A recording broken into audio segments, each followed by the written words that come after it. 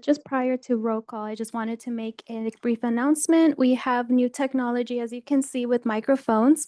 So these ones, please do not lift them up from the table and just keep them closer to yourself. It should pick up your voice fairly well. So that's if you have any questions about it, just let me know. But yeah, it's just a simple push and on and off button. Okay, all right. Now commencing roll call. Rebecca Caraves, Michael Fisher, Alexis Lewis, Present. Bill Mickler, Here. Shirley Melnico, Here. Halima Salahuddin, Here. Robert Solano, and James Simmons. Here. Thank you. Thank you. So our first item on the agenda is public comment. Just a reminder that everyone is limited to 2 minutes. So anyone wishing to address the board in person, to fill out a yellow sheet, and on the Zoom to go ahead and raise your hand. So I'll turn it over to you for public comments.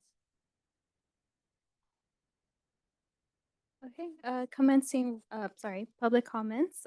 We do have 3 speaker slips. I will be calling up Beth Von Emster to begin public comment. You will have 2 minutes to speak.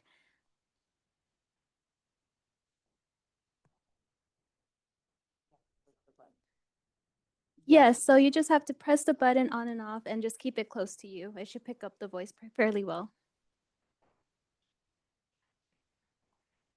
Thank you. Good evening. I'm Beth Von Emster. I'm a resident of Belmont, co-chair of the ACLU North Peninsula chapter, and a member of the San Mateo County Coalition for Immigrant Rights. Thank you to this commission for uplifting the importance of community input in the selection process of a new sheriff if the current sheriff is removed. I specifically want to emphasize how crucial it is that members of the immigrant community and immigrant rights advocates have a voice in the selection of the next sheriff. San Mateo is the second most immigrant rich county in the state. It is an obvious imperative that the perspective of our community members who are immigrants be included in county decision-making. Centering these voices is more urgent than ever, as the federal administration conducts immigration operations on a scale that is unprecedented. They are sweeping into their detention and deportation machine every category of immigrant and visitor to this country, and even American citizens. It is vitally important in these times that our county sheriff engenders the trust of our entire community, including and especially those who are at risk of harm from these federal operations. Any new sheriff must maintain the county's commitment to keeping families together and reassure the community that the sheriff won't be part of the federal deportation machine. I hope that as this commission continues to press for community involvement in the sheriff's selection process, that it uplifts the interests of these community members especially. Thank you. Thank you. Next up, Nancy Goodman. You'll have 2 minutes to speak.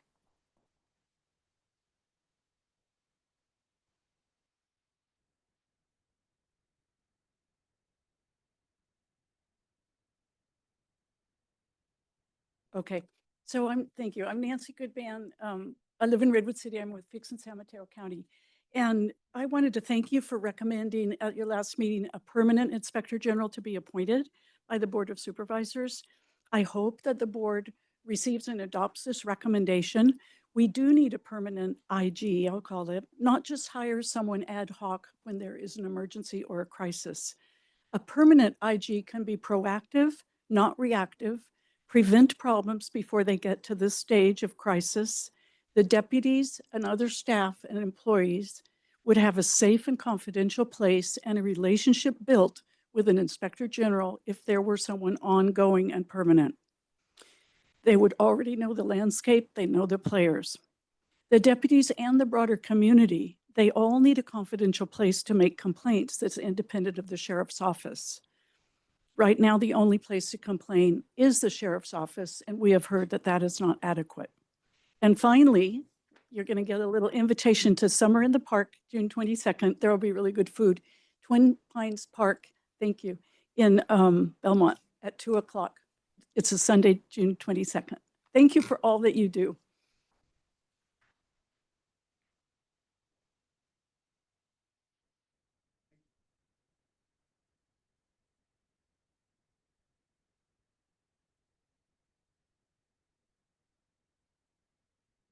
Okay, one moment, please.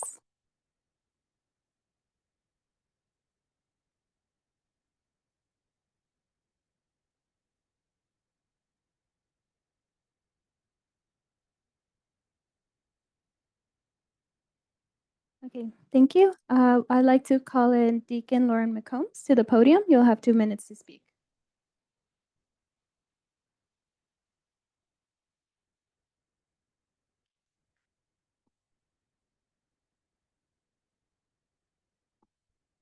My name is Deacon Lauren, can you hear me okay? Deacon Lauren Patton McCombs, and I am currently serving at Christ Episcopal Church in Portola Valley and Woodside. I'm a member of Peninsula Solidarity Cohort in Fixing San Mateo County. I come before you this evening to thank you for recommending a permanent Inspector General to the Board of Supervisors at your last meeting. I'm extremely hopeful that the Board of Supervisors adopts this essential recommendation that you made because we need a permanent Inspector General that will be readily available to investigate particular issues as they arise in order to prevent situations like our the current crisis that is going on in our county right now. I believe that we need to use our public funds to the benefit of our county and not to use public funds for the ongoing lawsuits that the Sheriff's Office is facing right now. The public funds should be used for the health and safety of our county. A permanent Inspector General would be proactive in dealing with particular issues as they arise. In addition, it's essential that our deputies and other employees in the Sheriff's Office would have a safe and confidential avenue to voice their concerns. A permanent Inspector General would provide such an avenue. San Mateo County deputies, employees, and residents must have a confidential place to make complaints against the Sheriff's Office that is currently independent from the Sheriff's Office. Currently, the only avenue to make a complaint is directly to the Sheriff's Office. I encourage you as soon as possible to follow up with the Board of Supervisors to determine how they are proceeding regarding the recommendation for a permanent Inspector General. Thank you again for all your time in serving our county. Thank you. I'll be moving on to Zoom public comments. We have 3 hands up. I will begin with the person X. If you can unmute and begin when you're ready. Yes, good evening. My name is Grace Schwarab. I'm here tonight to address something that deeply concerns me, not just as a resident, but as somebody who values transparency and integrity, a domestic abuse of survivor, and a female. Last year, I brought forward troubling information about somebody who I thought was a sitting commissioner on this Sheriff's Oversight Commission.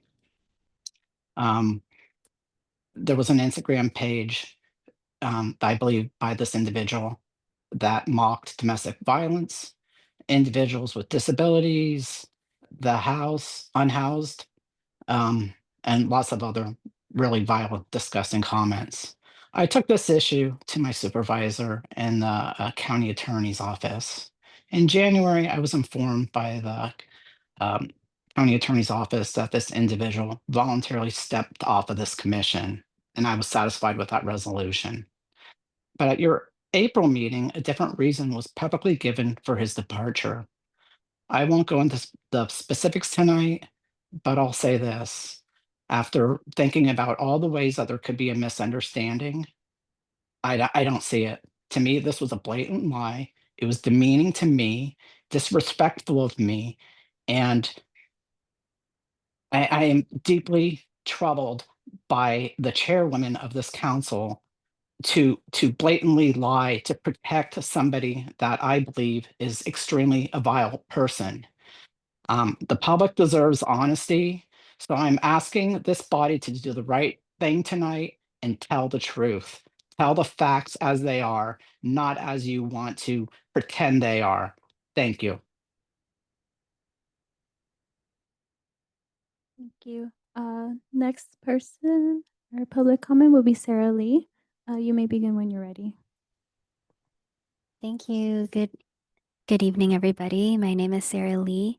I'm an organizer with the Immigrant Legal Resource Center. It's an organization that provides technical assistance and capacity to organizations that serve the immigrant community here in San Mateo County. I'm also with a coalition called the San Mateo County Coalition for Immigrant Rights. And tonight I wanted to share support for any opportunity for residents here in the county to provide input for a new sheriff if the current sheriff is removed. And this is especially so important for the immigrant community. Some people might be surprised to learn that the sheriff plays a really huge role in how our immigrant community is treated. And so I hope that the county sheriff would play a role to keep families together and ultimately have a space for the public to provide input on this issue and to learn about this issue as well. I'm sure folks have seen in the news and even in our friends and neighbors who have been impacted. The last couple of weeks have been especially awful in California and in the Bay Area as we've seen ICE arrests at immigration courts for people who are just going to their court hearings and doing the right thing. The fear is so palpable, and I hope that our local leaders and local officials would do their part to make sure that that our community knows that we are not helping ICE or not helping Trump's deportation machine. Thank you so much. Thank you. Next speaker is Elsa Schaefer. You may begin when you're ready. Thank you. I'm Elsa Schaefer. I live in Menlo Park, and I'm a member of Democracy for America, vice chair, and a member of Fix in San Mateo County and the coalition of 39 entities within that. I too laud the attention you're putting on the need for an inspector general vis-a-vis the sheriff's office. And I really would like to switch the lens that a lot of people are using to look at it, including some of the deputies, to say that it really can be, that person can be such a helpmate of everyone in the sheriff's office, all the staff, all the deputies, and the sheriff. There's not enough staffing, as we keep hearing from that arena. That person can help track metrics, but on a systemic, ongoing basis, systematic, I should say, which is not done right now, and where not a single person is really focused on any of the whys underneath any of those metrics and their results. It's really easy to see it as, oh, a disciplinary body coming in to be heavy-handed with deputies, with the sheriff's office.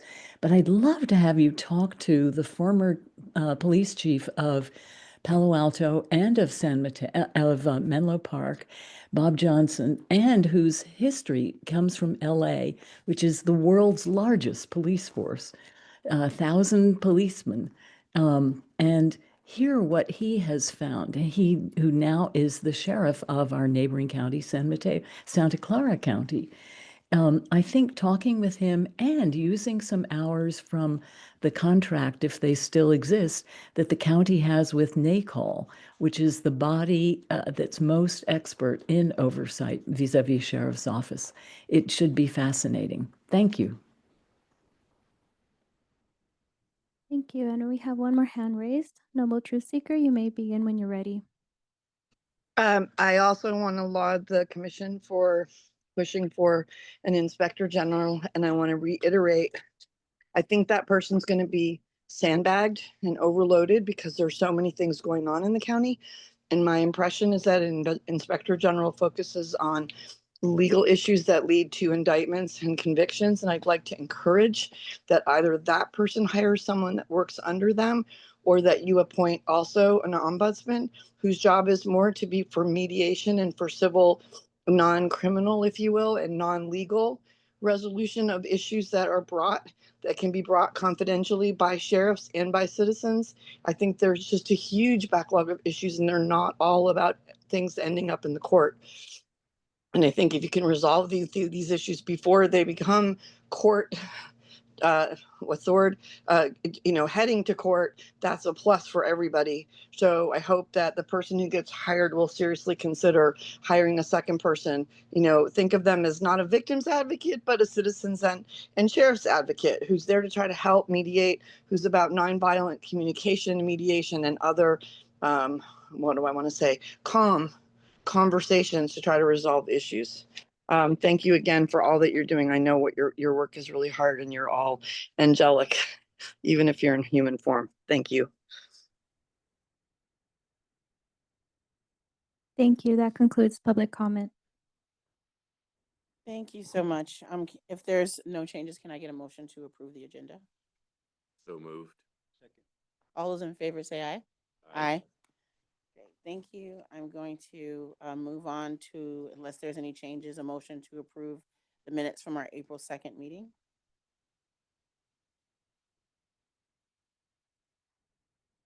So moved.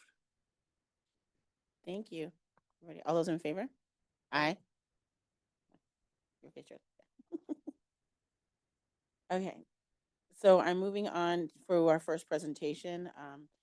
We have our sheriff's office here to present about deaths in custody. So I'll turn it over to you if you want to step up to the podium.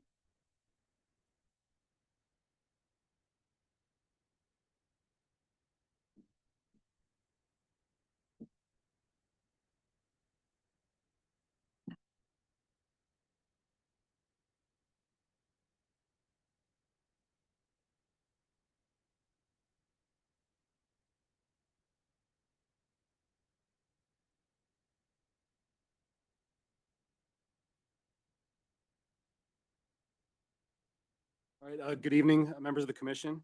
Thank you for having us back to provide an opportunity to present on this topic.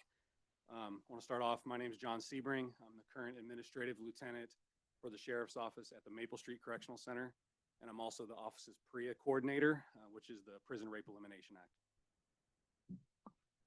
Good evening. My name is Mike Tabak. I'm the other administrative lieutenant overseeing the McGuire Correctional Facility at this point. Hi, good evening. My name is Michael Del Rosario. I'm the Director for Correctional Health Services. So we can go to the next slide. Just want to start off the PowerPoint by our mission statement.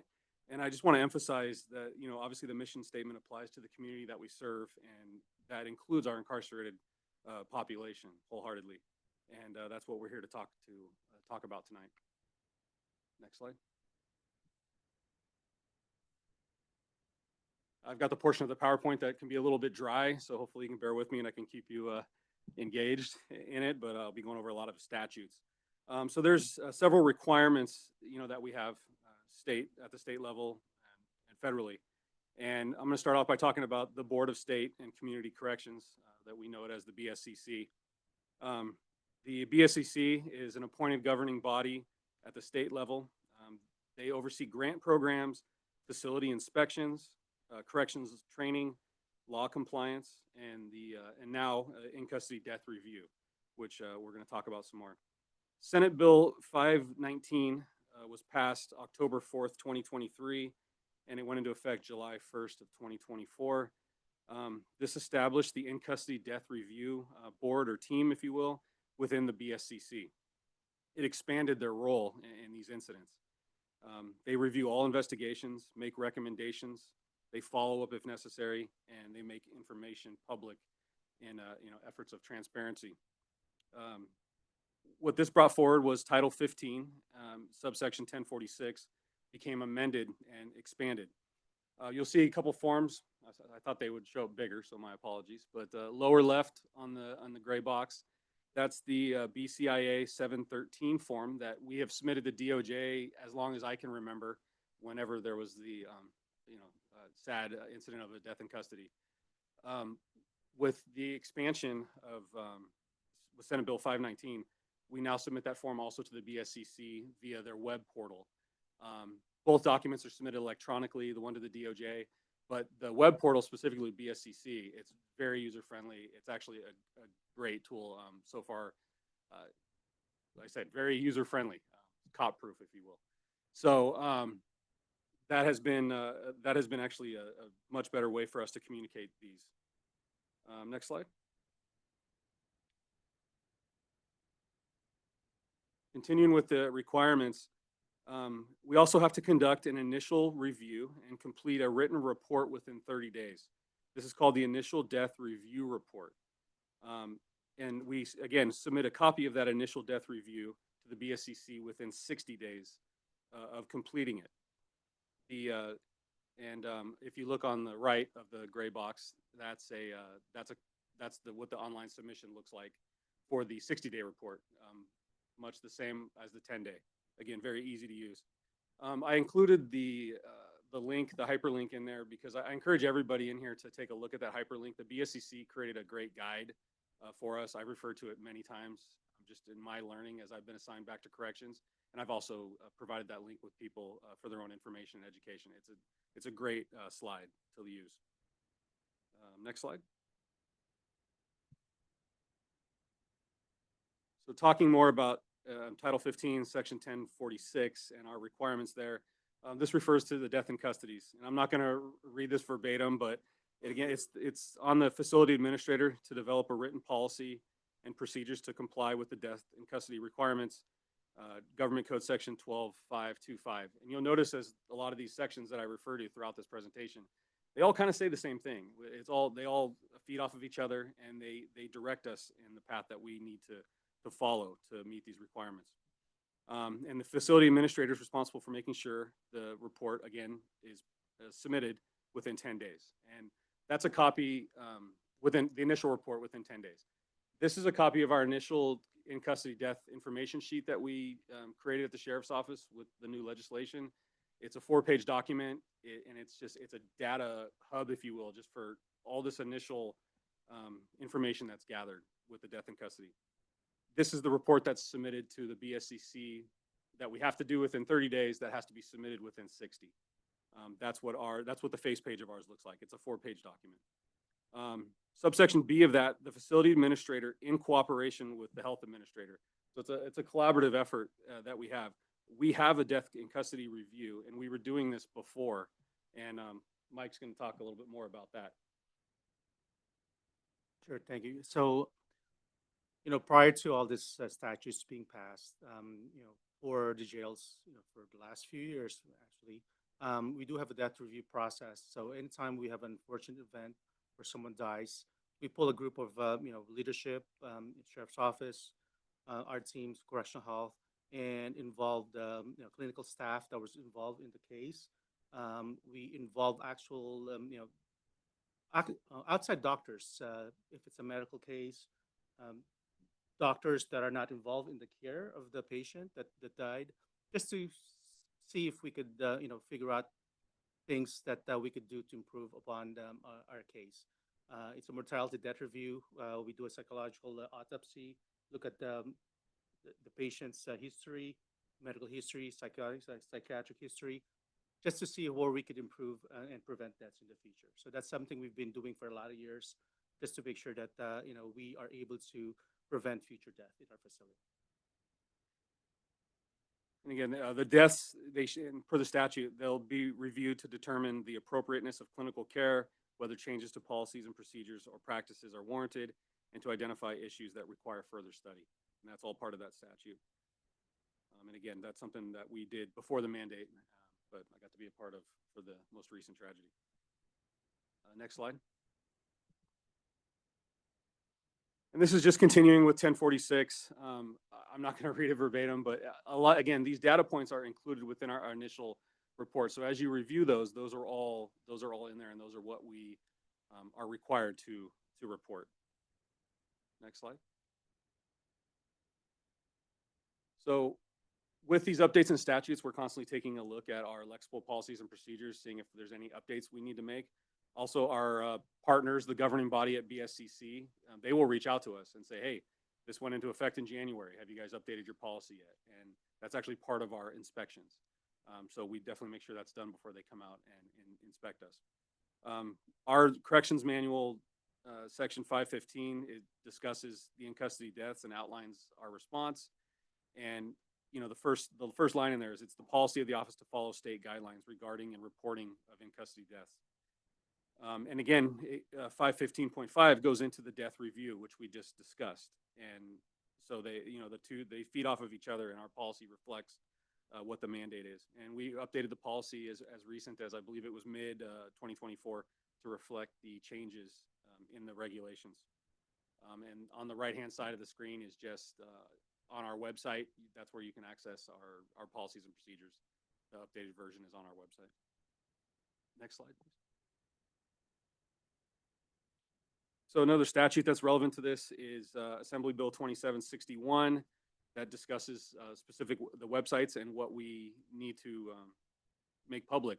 This is a public transparency bill, if you will.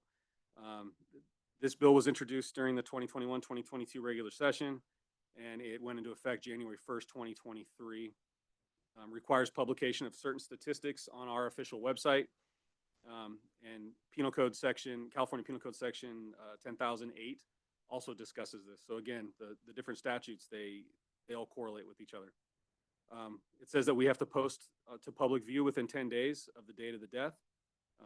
These data points that you see up there, and then update the posting within 30 days if there's a change. So an example of this, you'll notice R1 from March 15th, this year's. It says pending investigation in the last two tiles. I left that there on purpose because if you went to your phone right now and looked up that website or online, you would see that we updated it last week when the verdict of the coroner came in on that particular case. So that is updated now. Additionally, on top of those updates to the website, we also submit updates to that BCIA Form 713 to DOJ and to the BSCC. Next slide. I wanted to talk about now what the initial response and the investigation looks like. It's a multi-agency response. The district attorney's DA inspector's office is the lead. You're also going to have San Mateo County detectives that will respond. If it's after hours, it'll be the on-call detective, and he or she will more than likely call in a partner to assist, as well as their supervisor. Additionally, we're going to have a deputy district attorney that will come in to look over as the investigation progresses. The coroner's office responds, and the crime lab to conduct their respective investigations and collect evidence. And then another additional caveat, this doesn't happen every time, but the Professional Standards Bureau of the Sheriff's Office can come out too if there's a suspicion of a policy violation or some sort of misconduct on the part of staff. And again, that's a case-by-case situation that they would get called out and respond if needed. This all correlates to the county's officer-involved critical incident protocol, the OICI. This protocol was established in 2008, and it was expanded and adopted in 2014. It's an agreement basically that's signed by the sheriff along with the county chiefs. This agreement or protocol formally designated the district attorney's office as the lead investigating agency for any discharge of a firearm by an officer which causes death or injury, intentional use of a deadly weapon by an officer which causes death or an injury likely to produce death, an intentional act by an officer which causes death or injury likely to produce death, and what we're here to talk about today, which is any death of a person while in custody under an officer's control. These reports and investigations are voluminous. They include gathering all the original agency's reports, conducting interviews, the DA's office's own investigative reports. They conduct a background review of the decedent. The crime lab, coroner, and autopsy reports are all included and taken into consideration. Any relevant information from records, dispatch, emergency medical services response and reports, and then a full evidence analysis, including our CCTVs in our correctional facilities, as well as body-worn cameras. And if the death was a result of some sort of conduct or action by an officer or deputy, they do a background investigation or a look into the background of that officer or deputy. Next slide. Okay, so now I want to move on just to how we compare here in San Mateo County to some of our neighboring counties. So did we skip one slide? Yep, okay. Alameda County so far this year is reporting 1, and all this data that I'm going to go over on the next 3 slides is all from the websites of the various entities, agencies. So Alameda County is reporting one. We obviously have one from March. San Francisco County is reporting one at this time. Santa Clara County 2, and Monterey County 2 in 2025. Next slide. For 2024, Alameda County had 3, San Mateo County had 2, San Francisco County reported 1, and Santa Clara County reported 10. Of note, Monterey County did not report any for last year. Next slide. And for 2023, Alameda County 6, San Mateo County 3, San Francisco 3, Santa Clara County 5, and Monterey County 6. And you'll note, as in our website and all these other these counties and any other rural county that I've looked at, the data on the website, it starts at 2023 because that's when the statute went into effect that we discussed earlier in the presentation. Next slide. That's Bob. Okay, good evening. With the feedback we received from the prior ICAC meeting, we'll be now addressing several of the specific questions asked by the group. Some of it, if it's redundant, I apologize. I tried to reduce some of that redundancy. The question was asked what our search procedure was pursuant to an overdose death in corrections. And listed on the slide are just a couple bullet points of what kind of searches would be conducted when an in-custody death occurs. We first and foremost treat it as a crime scene, which preserves the evidence. We do a thorough search of the decedent's cell and belongings in coordination with the detectives and the district attorney's investigation, as mentioned by Lieutenant Sebring. And also mentioned was that we review all of the applicable CCTV and body-worn camera footage for that incident. We also will review the incarcerated person's medical records, any of their prescribed medications, any of their medical requests, as well as any of their files within corrections, up to and including the requests that they make, any behavioral trends, anything like that. As actually, as Michael discussed in our post review, kind of doing a psychological autopsy. And this is all done in conjunction with the formal investigation of the district attorney and our detective bureau. Next slide, please. One of the benefits and functions of the in-custody death reviews that Lieutenant Sebring covered is the ability to identify areas that can be strengthened in our policies and procedures. This slide shows some of the areas that were strengthened as a result of those reviews. In 2024, for instance, the Sheriff's Office instituted a medical observation unit, also known as a detox unit, that was established at the McGuire Correctional Facility. This was due in large part to closer monitor our population who's at risk, who possibly has substance use disorder, generally reserved for those that have just been arrested fresh from the streets. We also have opioid overdose kits with Narcan placed on our housing units throughout both the McGuire Correctional Facility and the Maple Street Correctional Center. In addition to those kits, our staff who are working those housing units have Narcan available with them personally if needed. There is additionally a Narcan vending machine in the McGuire Correctional lobby, which has free Narcan for anybody who would need it. This will fold into what we talk about shortly when we talk about follow-up and release plans for our population.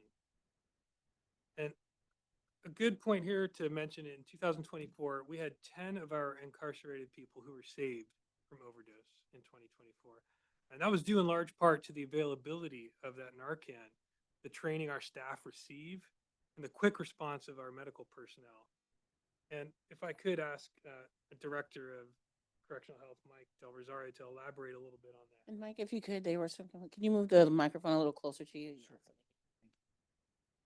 Yeah, so we started tracking overdose cases in our facility last year because we understand that substance use disorder, opioid use disorder, I mean, that's a big thing, and that's what we're all concerned about. Number of causes of death in facilities and jails are usually suicides or overdose.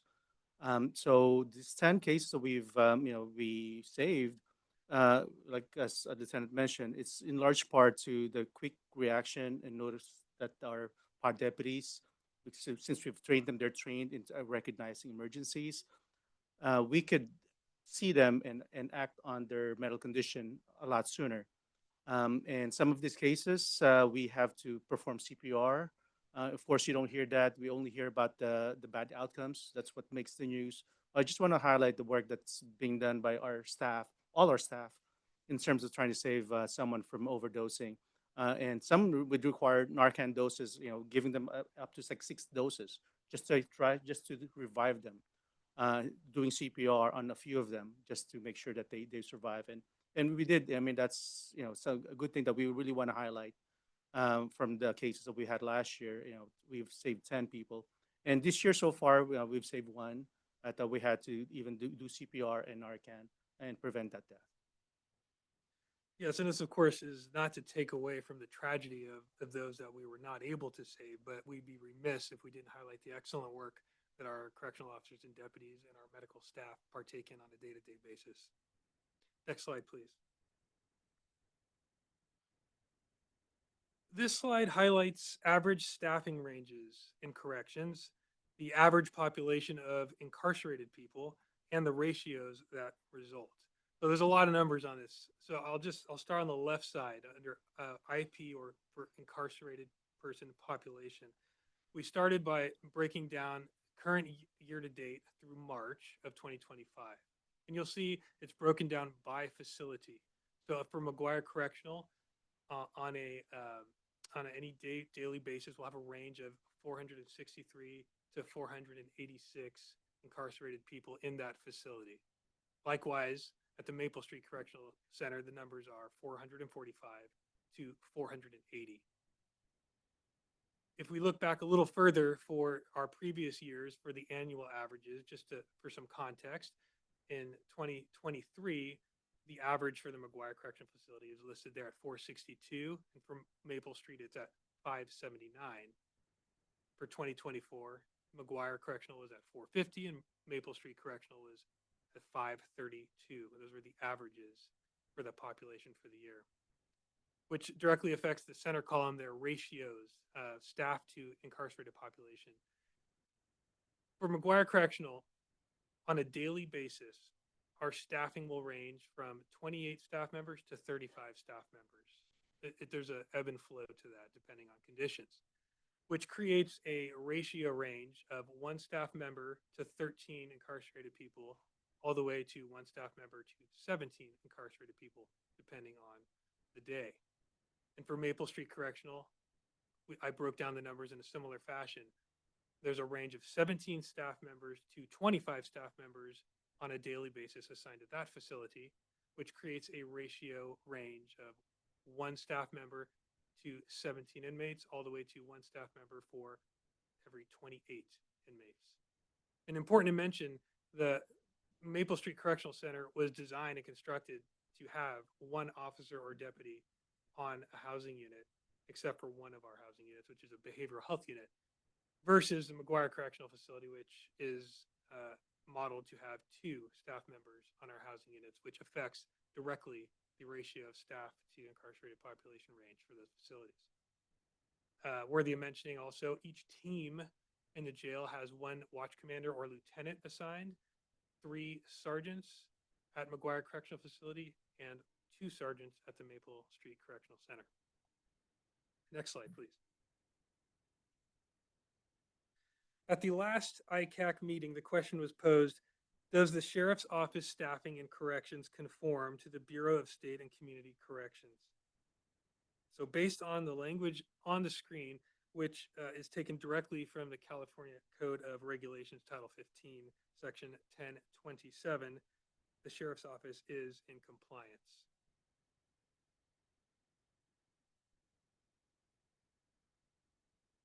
Do you want us to wait until the end to ask you questions, or do you want us to? Yeah, I'm asking. Would you prefer we wait till the end? I don't mind either way. It's really what the commission would prefer. Okay. It's all right.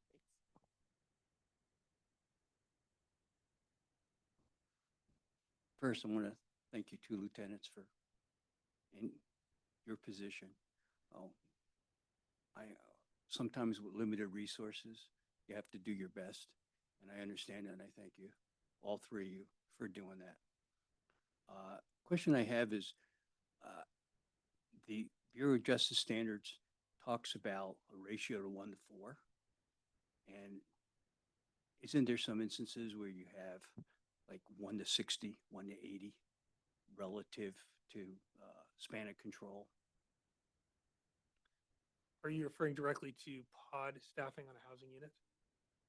Pod staffing, or I think the situation with the trustees when we took the tour, it was 1 to 25 ratio.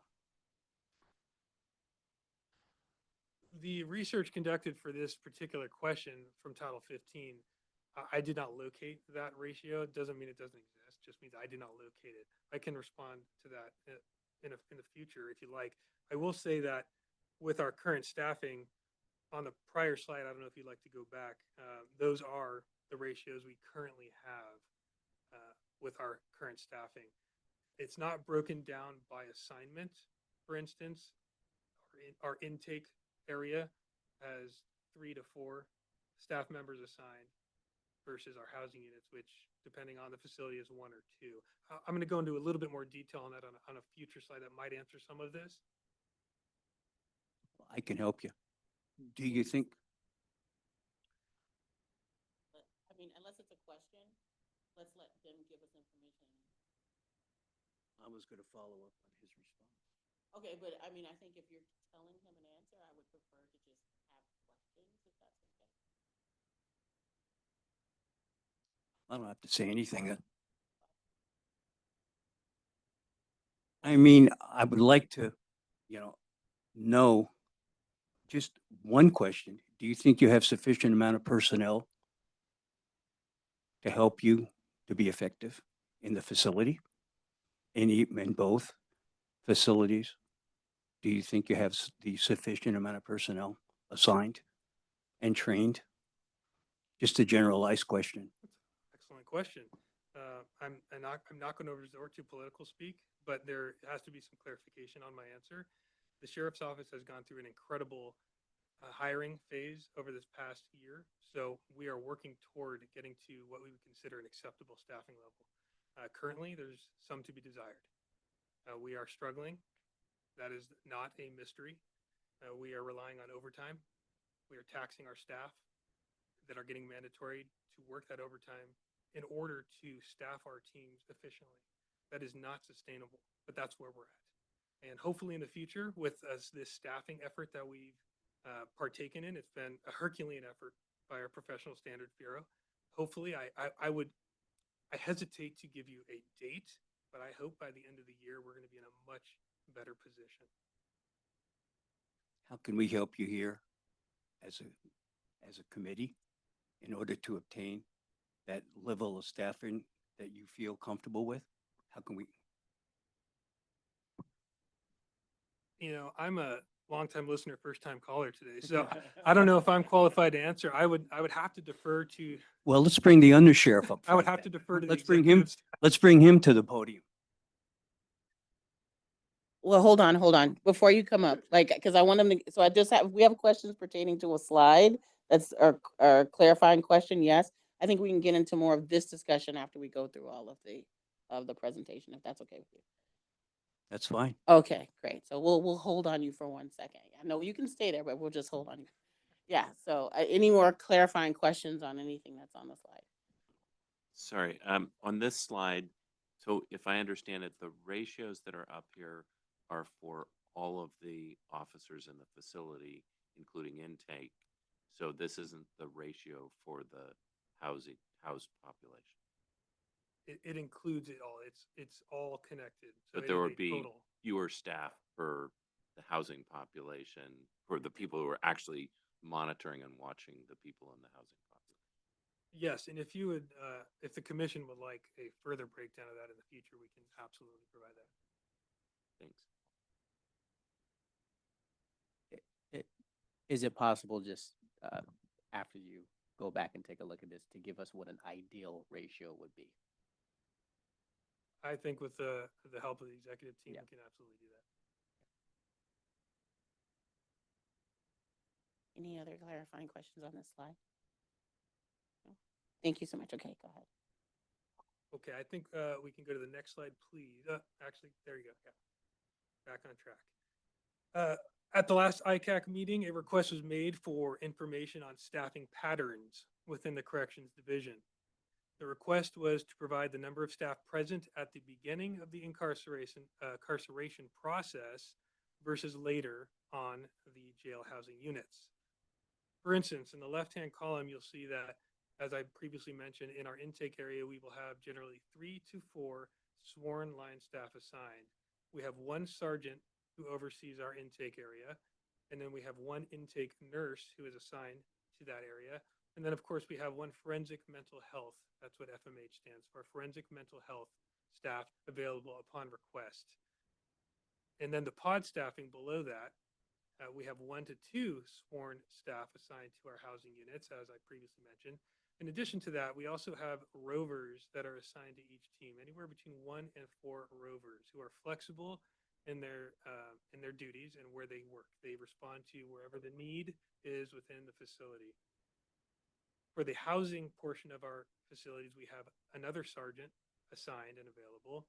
We also have anywhere between 1 to 2, we have 1 to 2 clinical staff actually assigned to 2 of our housing units at the McGuire Correctional and 1 of the housing units at the Maple Street Correctional. They're on the housing unit to provide supportive services, which is something that's fairly new.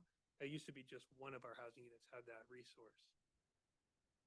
If we move over to the right column, when we're talking about overall line level staffing, this is what the professional standards vacancy report has for us this day. This includes all of the hires that were done that I mentioned this past year or so. The 2 numbers that you see there, for instance, for correctional officers, you'll see we have 164 correctional officers hired for the open 164 positions. Likewise, with the deputy sheriff, it shows that we have 264 hired of the 296 positions. And just to further illustrate more of our staffing in corrections, we have 1 captain assigned, 2 administrative lieutenants who are sitting before you. And we have 1 sergeant assigned to our administrative classification, which is our investigations division for corrections, and 8 detectives additionally for that corrections investigations division. The question was also asked if there were any future plans to increase staffing on the housing units. And while that decision is ultimately made by the sheriff, I will note that at this time there are currently 60 new hire trainees in the jail training program. And those trainees have projected completion dates throughout the year. And once they are through their training and become operational, more options will be available for the sheriff's consideration regarding staffing. Next slide, please. You want to ask one now? No, I'm just asking. You have 60 in the hopper, basically. How are they put into different stages? Like, my background was in law enforcement also, and we'd have so many, like 5,000 applicants to be special agents for DEA, and out of those 5,000 agents, maybe we'd end up picking 100. So when you talk about the 60, I mean, what levels are they at? Are they ready to be hired? Are they still in backgrounds? Are they in their stage of going through oral panels, or how are they broken down that way? And is the cavalry coming to help you relative to what you need to do your job there at the jail? Is it close? I mean, you know what I'm trying to ask, right? I mean, you know, you can have 60 or 100 in the hopper, and they could all be, you know, individuals that just applied for the positions. You know, I mean, have they had the psych? Have they had a complete full background?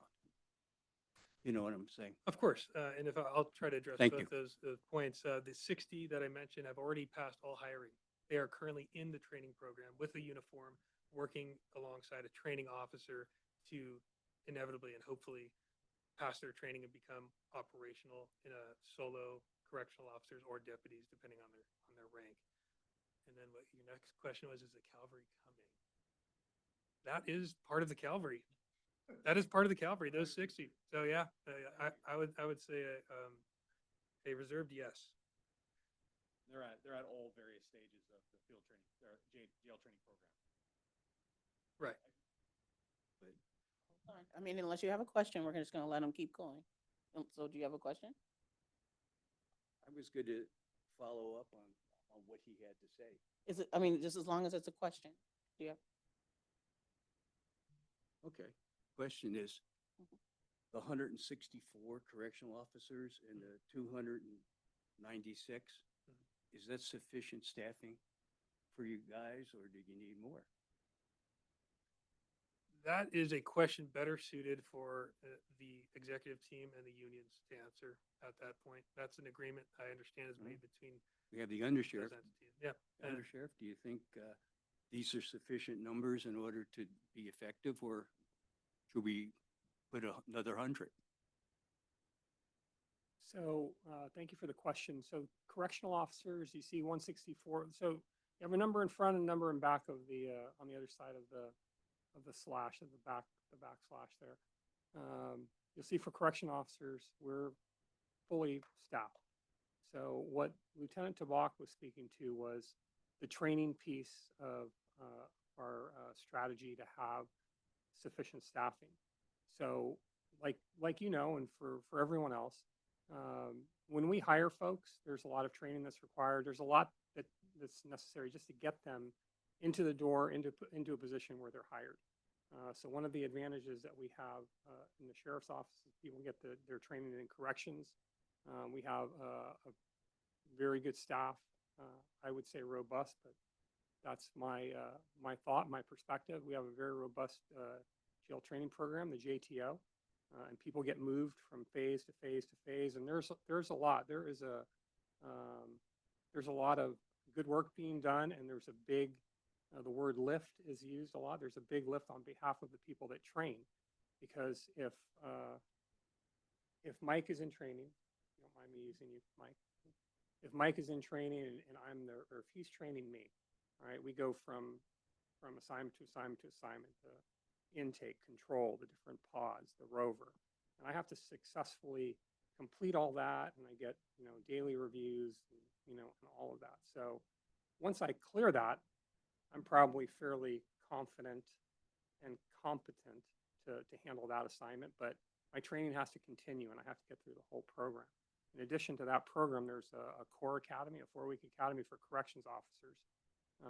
So they have to get through that as well.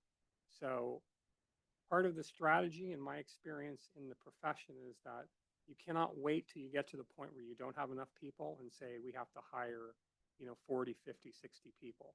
So there has to be, and I think there is, succession planning in place where we're hiring people and we're in competition in the sheriff's office with a lot of other law enforcement agencies for people applying to different places. So I don't know what the ratio is in terms of the numbers of candidates who apply, where we actually get somebody who is suitable and meets all the standards and can be hired and put into the program. I can tell you that I think we have about 250 people in backgrounds right now. So this is a very popular agency. We get a lot of laterals from other law enforcement agencies, including in the county, because of, they identify reasons like, career development opportunities and a variety of assignments. And, this is a big organization, so there's a lot of different places they can work. So I apologize for being long-winded. The answer is there enough? So can you go back to the slide with ratios, please? That one, thank you. So under ratios, you'll see for McGuire, you see 28 to 35. So 35 is our goal. So we have had discussions, and in one of those discussions, we had identified for McGuire that 35 and Maple Street 25, although for Maple Street, that's a Monday through Friday number, and on the weekends, it's just a little bit lower. But if we can hit those goals, 35 and 25, that is a very solid staffing level, because it helps us to support training in JTO. It helps to make sure that our folks are safe, can take breaks, have lunch somewhere other than in the place where they're assigned, like in a pod. They can actually go somewhere else and sit down and have lunch and decompress. So we've also worked or have tried to work out a policy and a system where we are not mandating people in for overtime, but we're trying to get people, everyone in the sheriff's office to volunteer.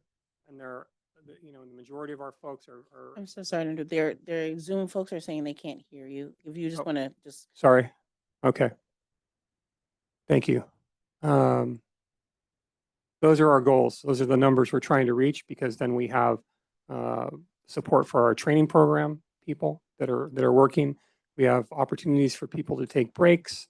We have all our posts sufficiently staffed, and it also helps us to ensure that we don't have any kind of lockdowns, limited lockdowns, because we don't have enough staffing.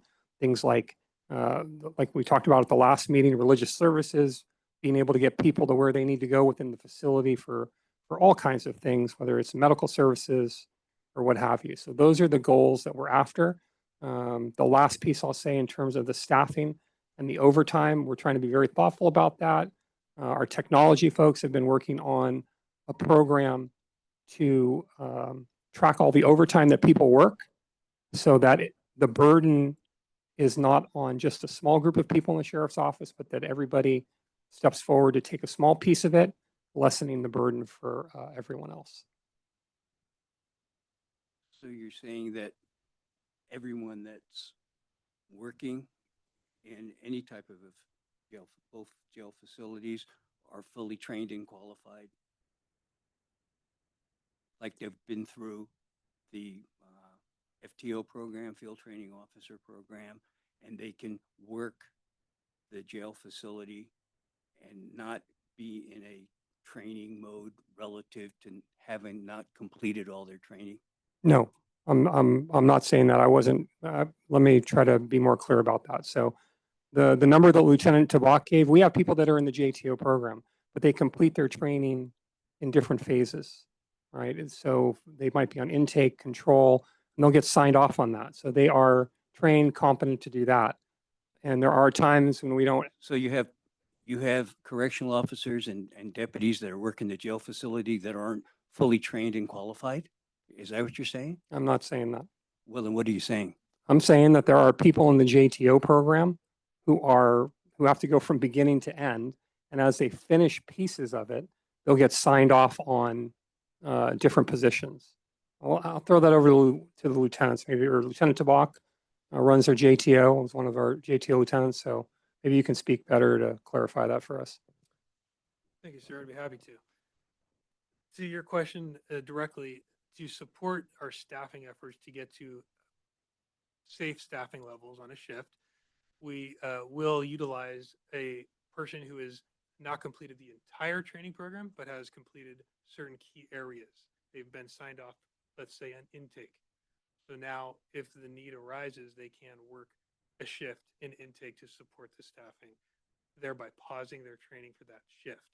They would then commence with the remainder of their training once that staffing need is taken care of. Is it true that the current in-housing death, that the correctional officer wasn't fully trained? I believe that's still a matter that's under investigation, pending litigation. I don't think we can comment on that. Is that correct? Thank you, Madam Chair. You can go. Okay. I think we're on slide 18. Yes. Okay, so here on the left, we see a breakdown of our incarcerated population by the categories requested at the last ICAC meeting. And that was a snapshot taken when this slideshow was created on the 20th of May, but it's fairly consistent. On the right side of this slide, it also addresses some of the follow-up care for people post-release. And to best cover this, I'm going to turn it back over to the Director of Correctional Health Services, Michael Del Rosario. So CalAIM is a new state program. It's California Advancing and Innovating Medical. which mandates counties to provide certain services to our incarcerated population for the justice involved population. Part of that process is to make sure that we provide reentry services, early engagement, and reentry services, so their care will not stop as soon as they get released from jail. So there's going to be a transition of care, warm handoffs, and part of the requirement is, of course, is to provide those mandated services, medical services, that's required under CalAIM. And that includes providing 2 weeks of medications upon release. So if someone's on medication, we start them on meds, they go home, they'll have medications to carry them over until they get to see their own provider in the future. So we'll work on getting them their medications. And then, so no one like goes home without their meds. And that's idea. That's the whole idea of it.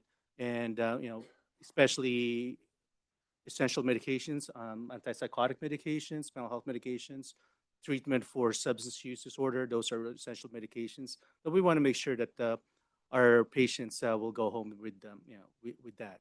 As part of our post-release, we work with program services of the sheriff's office to facilitate warm handoffs. And that's when we connect them directly to community-based organizations, enhanced care managements, to hand off the patient's care. So our patients would know which services they're going to be linked into, if it's county health services, other hospitals or clinics, drug programs. We're able to connect them directly, and they'll have that relationship built in early before they even are released from our custody. Next slide. Thank you, Michael. So these next 3 slides, it was asked what safety precautions are taken for our pretrial incarcerated population. And with these next 3 slides, I'll take you through a brief rundown of the precautions that we do take, from a person's initial booking to them being placed on a housing unit. Everybody has a thorough search conducted while in intake of their person and their clothing. This is in an effort to reduce the introduction of contraband into the facility. Contraband that could be anywhere from illicit substance to weapons. So this is an effort to keep our population safe. They also then go through a medical screening to identify medical needs or mental health needs. And if any medical or mental health history is known, for instance, if they've been with us before, it's notated for follow-up services and appropriate housing, if applicable.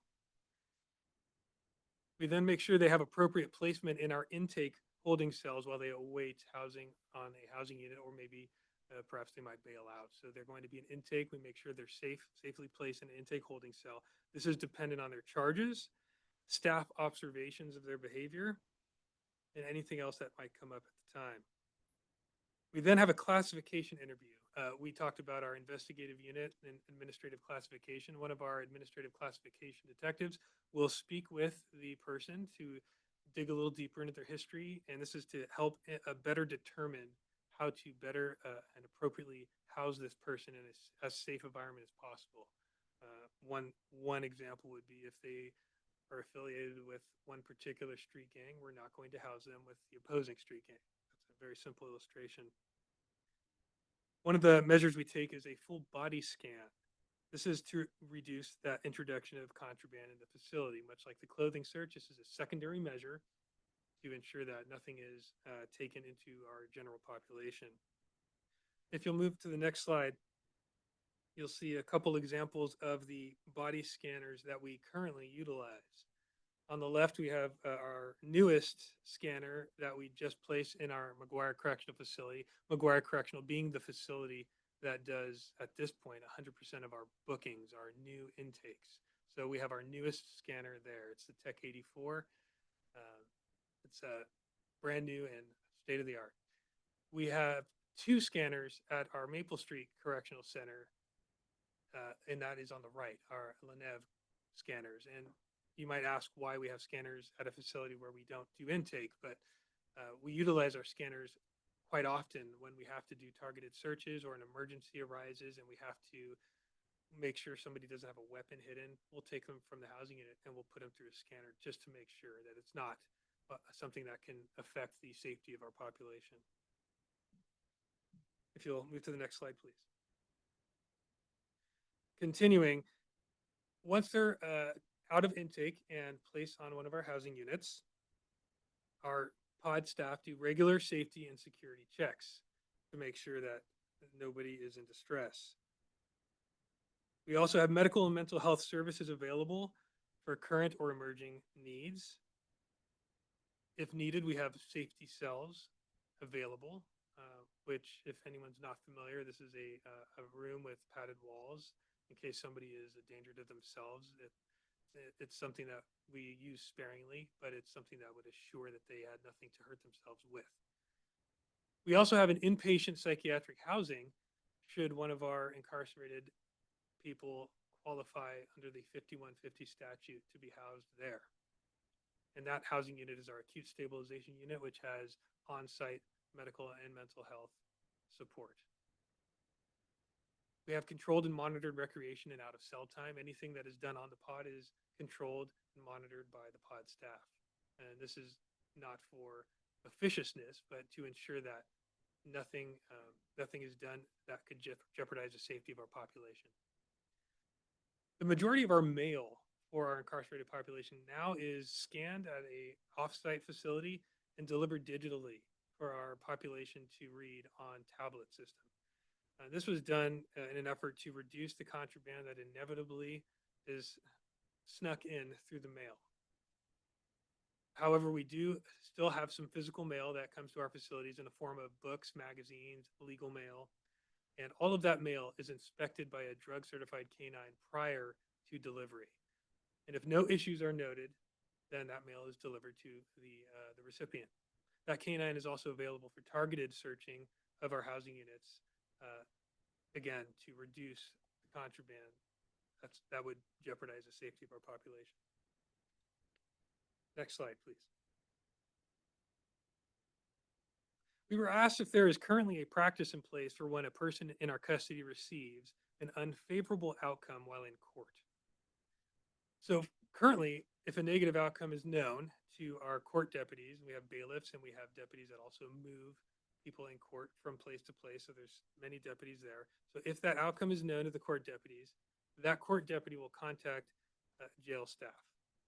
And that jail staff will notify forensic mental health to ensure that follow-up is conducted.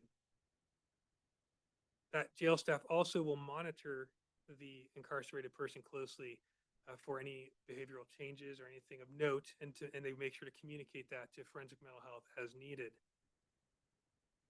We're also exploring working with the private defenders to see if there's a way where they would also be willing to advise us of unfavorable outcomes in court to close that loop in case for some reason our court deputies aren't privy to that information. That way, for the safety of our population, we would get that information regardless. We were also asked if there was any special housing for people that receive poor outcome in court. Currently, there's no reflexive or automatic special housing for that eventuality. However, if somebody expresses suicidal ideation or engages in behavior that requires them to be isolated for their safety or for the safety of the rest of the population, we can do that. Next slide, please. This slide compares some figures on medical care over the past few years. And for this, I will once again turn it over to Michael Del Rosario to elaborate. All right, thank you. So, it's a lot of numbers that's shown on the screen regarding our medical statistics. Really just want to highlight the changes we've experienced over the past few years in terms of the amount of the volume of patients that we receive, how acutely ill they are. The first number, the first data there is the number of ER visits and hospitalizations. 2020 and 2021 during COVID years, our population numbers were decreased. In a facility, we released a lot of patients. But as we have gone up in our number of people that we are receiving in our facility each year, you can see that we've had a big increase of people are getting hospitalized or needing ER visits. So we do provide 24/7 medical care in our facilities. We have doctors on site, but there's some patients that will need ER visits because of their medical condition, or will require hospitalizations. And this, that number shows really how acutely ill our patients when they come into us. So, we have that challenge of making sure that we address those needs in a timely manner to prevent deaths in our facility. The second data point there talks about the medication assisted treatment program that we have. Uh, Opioid epidemic, it's something we were always concerned about, and that's what you hear on the news, fentanyl overdose. And that's also what we see in our facility, and that's why we highlighted earlier the 10 overdose cases we've had last year. The good thing is that, we know MAT, or medication assisted treatment, works and it saves lives. And part of that process is to make sure that we engage with them early, provide the treatment early on, and give them long-acting injectables. So even after they're released, the one of the medication that we use can help save them, after being out of jail. That medication is very expensive, and the good thing is, like, we are not limited in terms of, are we cutting corners? Are we cutting costs? Are we mindful of our budget in terms of providing services? No, we're not. We're not. I mean, I look at Adam here, and we're thankful for the county executive's office by providing us, the budget that we need to make sure that we are able to provide the service to our population. And our data point there for our annual cost of medications have gone up significantly. And that's also because of the MAT treatment that we provide, the long-acting injectables to help sustain them, specifically like long-acting antipsychotic medications that would help them after release as well. So those all are important parts of what we do. MAT is just part of it, but we also do substance use counseling, and just to make sure that it's not just the medication part, but we do one-on-one group counseling, because we know that's in with the medication, you also need that counseling part to make sure that we could help others to get off their addiction. Thanks, Mike. This slide lists a few additional procedural updates we've made this year. For instance, now we have the lights in our housing units remaining on until 11 p.m., which is official lights out time. This helps to increase the visibility inside the cells or dorms. This also helps in the retrieval of usable CCTV footage should an event arise where we need to pull that footage. We're currently working to update a procedure for the medical distribution, just to update it in an effort to enhance monitoring. We have mental health and suicide prevention training for our staff, both in-person training and virtual training through a corrections academy. Next slide, please. And you're probably getting tired of hearing me talk, so this is my last slide. It's important to mention the current and future measures the Sheriff's Office is taking with the goal of reducing preventable in-custody deaths. Here before you is a brief list. The Sheriff's Office is instituting a death in custody task force to proactively explore this issue and preventative measures. We will be placing and have already placed suicide prevention signage and providing pamphlets throughout the correctional facilities. We're exploring the future purchase of wearable monitors for at-risk population. And when I say at risk, we're talking about somebody with an identifiable condition, generally with a substance use disorder, early on in their booking that might require that kind of monitoring. We're improving the tracking of requests for medical and mental health services in our jail management system. Historically, this was a paper system. Now we have an electronic jail management system, and we are working to improve the tracking of those requests. Bless you. And just to recap on the release efforts that Mike Del Rosario covered, by instituting CalAIM procedures for release planning, we assist in that warm handoff to community resources and ensuring that they have medication upon their release. We also proactively provide support services to our staff and our incarcerated population who are affected by in-custody deaths, an important piece of this puzzle. We got to remain healthy while we serve, and we got to make sure our population is healthy. That brings us to the end, and I would like to thank the commission for sitting through that, and thank you for the questions I've received so far, and I'd be happy to, I know John and I would be happy to try to answer any other questions you might have. Thank you so much. I'm actually going to ask you to step back for a second because we're going to go to public comment and then we'll bring you back up so you can. Thank you very much.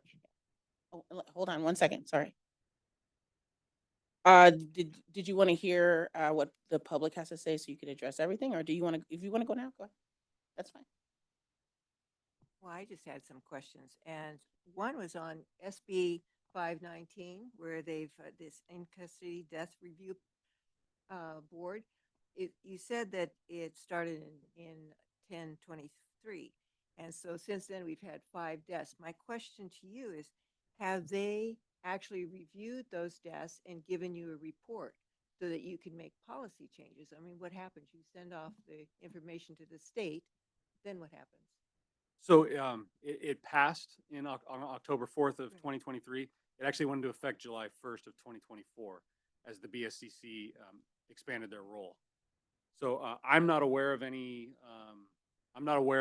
feedback from the BSCC as of yet from any of our deaths in custody that we've had so far.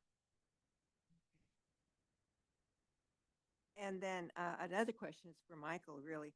And I was just looking at the article about the toxic medications that led to the last death of an inmate.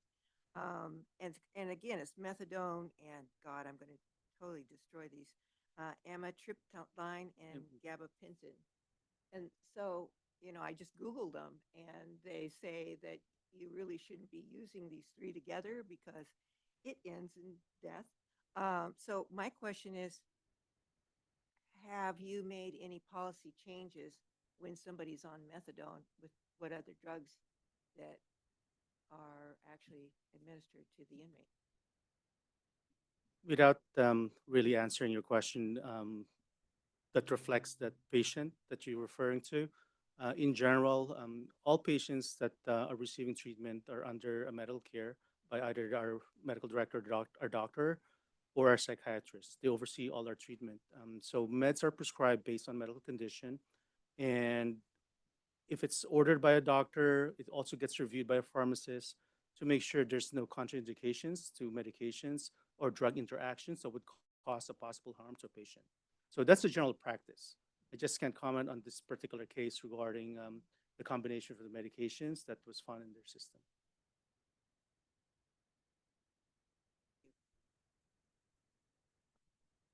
Okay, so now I'm going to have you step back and we're going to go to public comment and I'll call you right back up. Can I just have public comment really quickly so we could just hear from the public? Yeah, because, okay, hold on. Go ahead, Rob. Go ahead. I liked your slides. They're great. Thank you for your presentation. Could we get the jail staffing schedules for all 4 teams from 2024? So we can compare the stats that were presented to maybe the actual original stats for, you know, pie in the sky, and then relative to what's actually, you know, you have to work with. And I think that'd be helpful for us as a committee to help you maybe to get more staffing so you can do your job better. So there's an archive of the prior schedules from prior years, and we could provide those. Yes. Third time will hopefully be the charm. I'm going to ask you to step back, and then we're going to go ahead and take some public comment. Okay. Thank you. Members of the public, if you wish to comment on agenda item number 5, please use the raise hand feature or submit a public comment card to the clerk. We have 4 speaker cards. 5. The first up will be Deacon Lauren McCombs. You'll have 2 minutes to speak.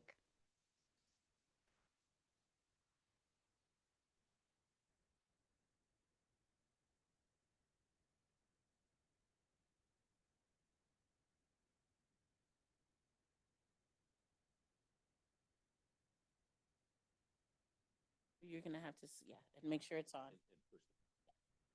It has to be green. You didn't tell me that part. Green is go. Here we go. All right. My name is Deacon Lauren Patton McCombs. I'm currently serving, as you know, at Christ Episcopal Church in Portola Valley and Woodside. I'm a member of Peninsula Solidarity Cohort and Fixing San Mateo County. I come before you this evening to state emphatically that we need to have an outside inspector general to address some of the systems, to review the deaths that have occurred in San Mateo County jails. Over the past 2 years, 3 of the 6 deaths that have occurred are related to drugs. I believe that the county needs secure and safe clinical facilities for people who are facing drug issues. Obviously, a jail is not the right place for drug treatment, detox, nor for mental health treatment. It is not the job nor the skill set of our correctional officers to be able to determine what medical care is needed. On January 7th of 2023, Carla Solopas died of acute meth intoxication. According to the coroner, the restraints used during her arrest were necessary and also a contributing factor leading to her death.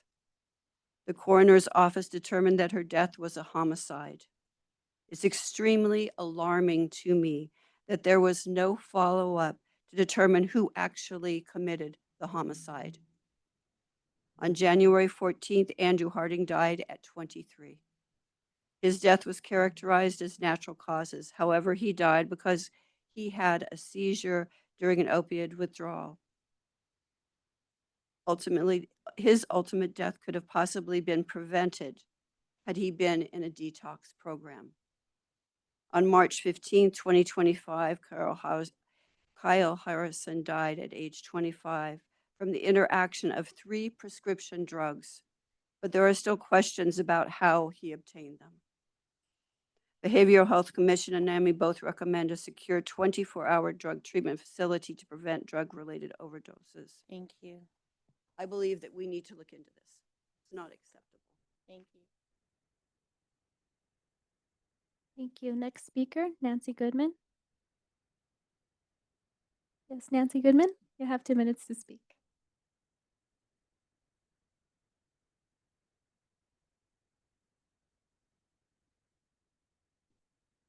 Hi, thank you again. I'm still Nancy Goodman. And thank you all for your great presentation, and especially thanks to the hardworking people in the jail who are trying to save lives, who have saved lives, as you said, and thanks for the improvements you're making. My comments will reflect in some way what Deacon McComb said, but also I want to be clear, this is not attempting to be an indictment of the jail or the people who are running it or working there. This is a bigger system problem. I think our county, the wealthiest county in the country, perhaps, depending on how you do it, should have more safe places for people in crisis in the community, you know, secure facilities if they're acting out in crisis and committing crimes. The jail is not a place for them. The jail is not an adequate place for mental health treatment. Research shows that, nor is it safe for detox. As we know, it isn't the job of a correctional officer to be a mental health worker. So I would argue, and I really appreciate what Commissioner Solano is asking, I would say, can we divert some of these people? Can we ask our Board of Supervisors to do a better job putting stuff out in the community so you can get some of these people when the unarmed crisis response finds them doing something nutty, and put them in a safe place instead of locked in a jail cell. And again, my Carla Sulapa, she was 25. She died of meth acute poisoning. If she was released from a hospital, booked into jail because the hospital said she was safe, she wasn't. She died soon after. They restrained her. They had to restrain her. The coroner said that was necessary, but it made it a homicide. So if she had been somewhere else in a safe place, in a hospital with nurses and soft sheets and beds and, yes, locked up, maybe she would have survived. And similarly with Andrew, the young man who died in detox. Detox is really risky, and you shouldn't be doing it in jail if you can avoid it. The most recent one, of course, Kyle Harrison, questions have been raised about the prescription drugs. But as far as my Carla and Andrew, if they had a safe place to be, maybe they would have been saved. So thank you so much for what you do in listening, and thank you to the Sheriff's Office too. Thank you. Next speaker would be Trina Patton.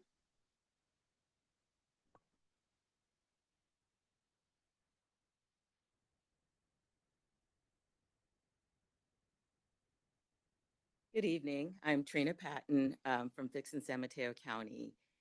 And I'm very concerned about the deaths that we've had in the jail over the past couple of years because of when this new law went into effect. Only Kyle Harrison's death is going to be under the state review, so the other ones will not be, which is unfortunate. I think that incarcerated people, wherever they are in their incarceration journey, be it serving time or waiting for trial, deserve a high standard of care. The deputies are responsible for the people in the jails, and they come with all sorts of issues, and we know that. And as the speakers have said, the deputies are not expert mental health treatment people, medical people. Do we know if they can even recognize sometimes when somebody's in a medical crisis or having a mental health issue? It concerns me that one of the deaths was the suicide. A young man died by suicide. He hanged himself and he was on the mental health unit. And for me, this begs the question, does the jail have the same policies as like other mental health treatment facilities in terms of doing 15-minute checks or whatever? But in fact, I just think we need to take a deeper dive on this issue and not just pay attention to numbers.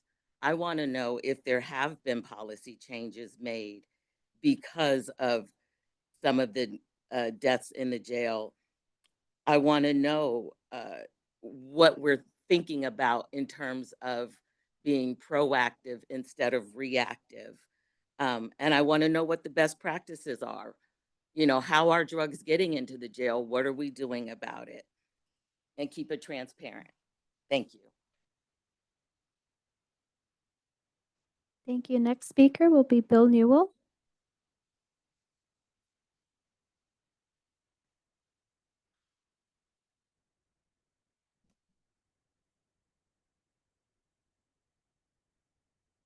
You know, this isn't the first time that concerned citizens have had to address our governmental bodies about deaths in our county jail. This has been going on for years now, far too long, but with increased frequency. We had 6 people now pass in the last 2 years, I believe. Those are somebody's child, somebody's father, somebody's parent. Those are people we're losing that shouldn't be lost. I was encouraged to see what the county presented in their presentation tonight, all the precautions that they're taking and stepping things up. I was particularly impressed that Sheriff Corpus noted that now the jail staff is finally fully staffed, so we don't have to worry about understaffed in the jail anymore. But that's not a reason why there should be any problems. But in the case of Kyle Harrison, he died of interaction of 3 prescription drugs. How were those drugs administered such that he would OD on overdose on those drugs? The coroner looks for a cause of death. The DA looks to see whether there was a crime, but we don't think about how do we prevent it in the future. Behavioral Health Commission and NAMI have both recommended a secure 24-hour treatment facility. I think it's more clear each time, and I hope we don't have to come back again, that this is what needs to happen. Clearly, a permanent inspector general would be proactive, not reactive, and prevent problems before they get to the point of crisis. We need to take the big picture, step back and look at this on a big picture level to fully address it so it doesn't happen again. Thank you. Thank you. Next speaker is Beth Von Emster.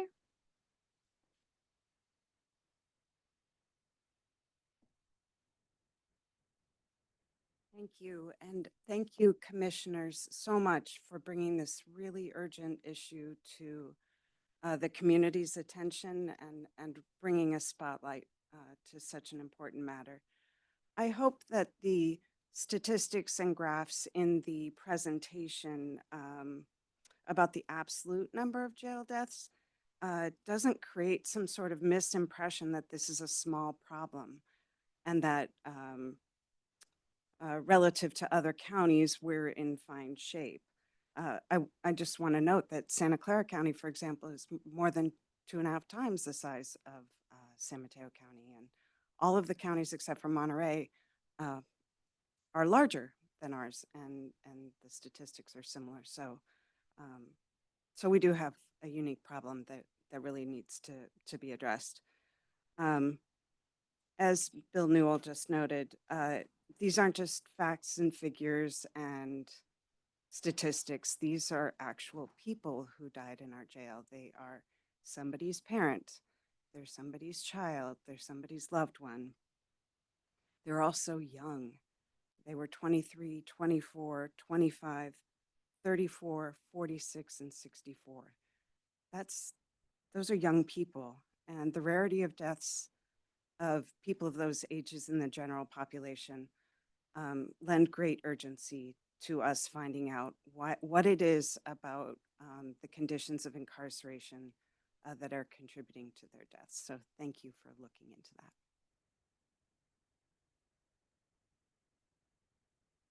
Thank you. Last speaker card is Kate Phillips, and then we'll move on to Zoom comments. Kate Phillips.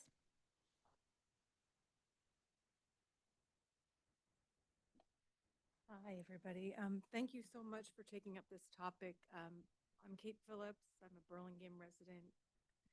Yeah, and I'm on the board of the National Alliance for Mental Illness, San Mateo County. And we brought this question up last year, so we're great. We appreciate the presentation and also your following up on this. I have a few points that I think at NAMI we would like to make. One is we still would want more details into how mental health and drug deaths occurred, because the bare facts don't explain them. They don't make sense. The second is, you know, for the past 50 years, the whole country's been having the issue that state mental health, mental asylums or institutions were shut down, and the intention was to have communities take over the care of people with mental illness. And the communities did not beef up their services in the whole country, in the state. And we're all suffering from that now, that the jails and the prisons are our biggest mental health treatment facilities, but they are not the right places for people with a mental illness to get well. So we have that background that everyone's struggling to deal with. A couple of many ideas that NAMI San Mateo County would promote. One is to have a community diversion respite treatment center where people can get help and even stay before they end up in the jail or the hospital, both costing money. The other would be that in this meantime, when we are treating as a country mental illness in our prison system, how to make it more conducive to mental stability and healing, because right now, you know, from what I've seen of our jails, they're punitive, and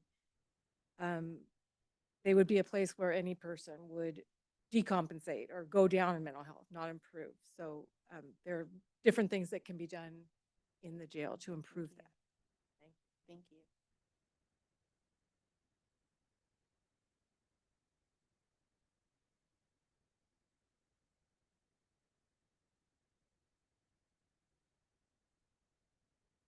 Okay, moving on to Zoom comments. We have 2 hands raised. We'll begin with Noble Truth Seeker. You may begin when you're ready. Yeah, I have a question for I'm not sure what his title is or his name. I believe he's the medical officer, the one who mentioned the 2 weeks of medication when they leave the jail. I don't know what universe we're all living in, but as far as I know, it's really hard to get an appointment with a primary care physician within 2 weeks. So I'm just wondering if he considers 2 weeks of meds sufficient, or does he think they should increase it to 4 weeks to ensure that people don't end up off their meds because they're unable to get to a medical health professional in time before they run out of medication. And I'm not damning the system at the jail. I'm just raising the question from my own personal experiences with healthcare lately. Oh, sorry. I have to mute, huh? There. Thank you. Thank you. Last speaker will be Eric Stapp. You may begin when you're ready. Hello, thank you, everyone. As one of the speakers from the Sheriff's Office ably pointed out, the Corrections Procedure Manual, Section 515.5, which describes the composition of in-custody death review teams, says that at a minimum, the review team should include the sheriff or division commander, county counsel, district attorney, investigative staff, and then a set of healthcare physicians identified as responsible physician, qualified healthcare professionals, supervisors, or other staff who are relevant to the incident.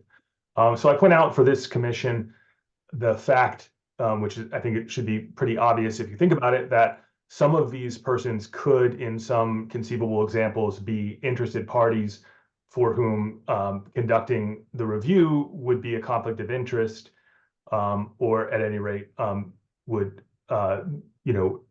lack impartiality in the event that any of these parties are potentially liable actors for a death, be it through misconduct, negligence, malpractice, or willful indifference. That could happen if a healthcare professional was responsible for it. That could happen if a custodial official was involved. Now, the problem is not simply in the county's correctional procedures manual, but it is also, present in the statewide regs in section 1046, which similarly, although it doesn't include the legal personnel, also includes the facility administrator and supervision staff and physicians. So looking into some recusal mechanisms or other ways that conflicts of interest can be avoided might be essential for real accountability. Thanks. Thank you. There are no more public comments. Thank you, everyone. And so now I'm going to open it back up to the commissioners. I'll bring you gentlemen back up to the table. If there are any other questions or comments, turn over to Bill first. Thank you. I have one question, and that is, what's the status of the death and custody task force I think you asked for an appointment from this commission as well as others, and did we appoint? So it was brought to us, but then there wasn't really any follow-up. I didn't know what to do next. We had a commissioner volunteer to be on that body, and that was Shirley. Yes, sorry if the communication wasn't crystal clear. We could do better with that in the future, but we have had one meeting so far. Thought it was fairly productive, and there will be future meetings of that committee. Yeah, so if you could send over the information on that, and Shirley, if you're still wanting to be a part of that, if you could email the information on the meeting so Shirley can attend if you'd like. Be happy to. Thank you. Okay. Oh, you want to turn your mic on? Should also mention, Yeah. it's green now. I should also mention that James was involved in one of the meetings already with the Sheriff's Department. I'd love to do it, and I want to do it. Okay, any other? Is there a limit of number of participants? I don't believe so, no. But I don't know if there would be rules. No? Okay, I'm getting a shake. Okay. No.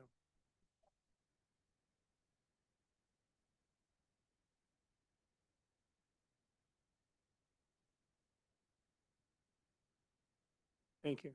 Yeah, no, there's There's no limit that I know of. Okay. Leave it to you guys. So if you send the information over, we'll make sure that they get it so that they can attend on our behalf. All right, go ahead, Rob. Yeah, as made a previous request for the jail staffing schedules for all 4 teams for 2024, if we could have those.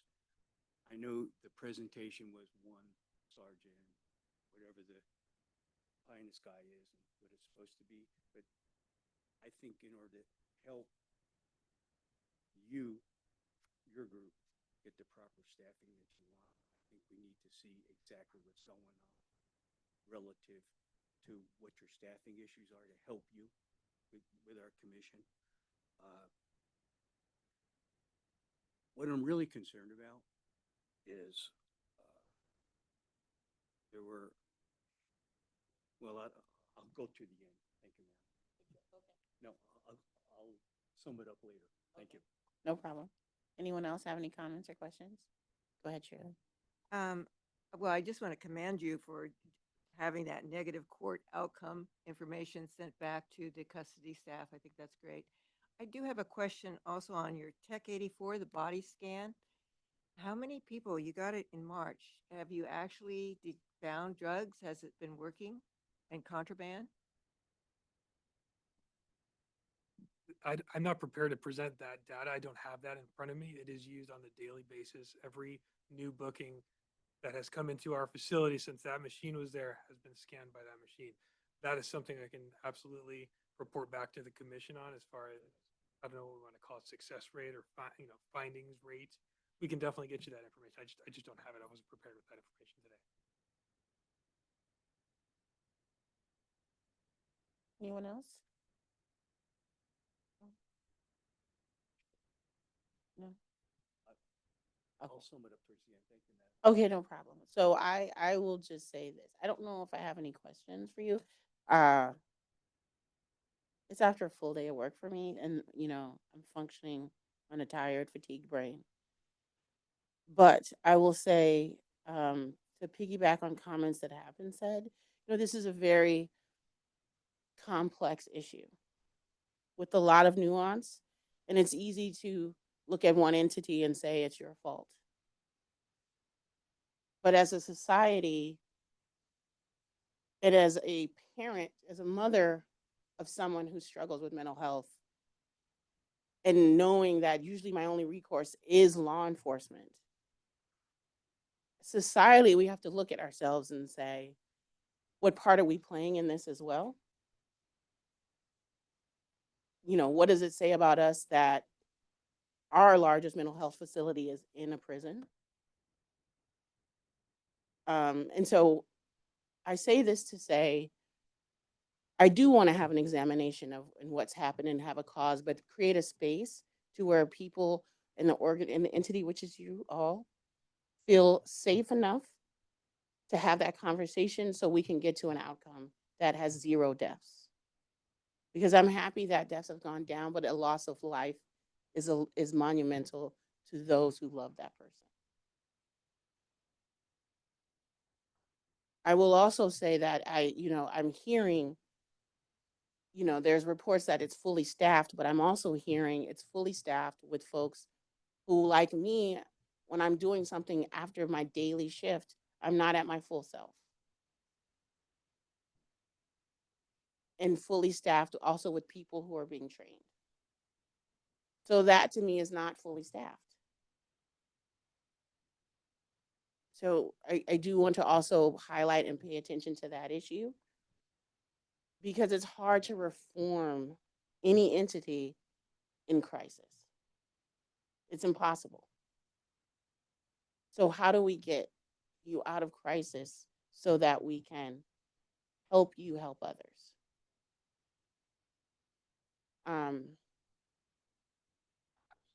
I will also say that I've continually been impressed when I hear from you all and hear the presentations and hear the work that you are attempting to do or looking to do, or the changes that have been made, and that you're open to change.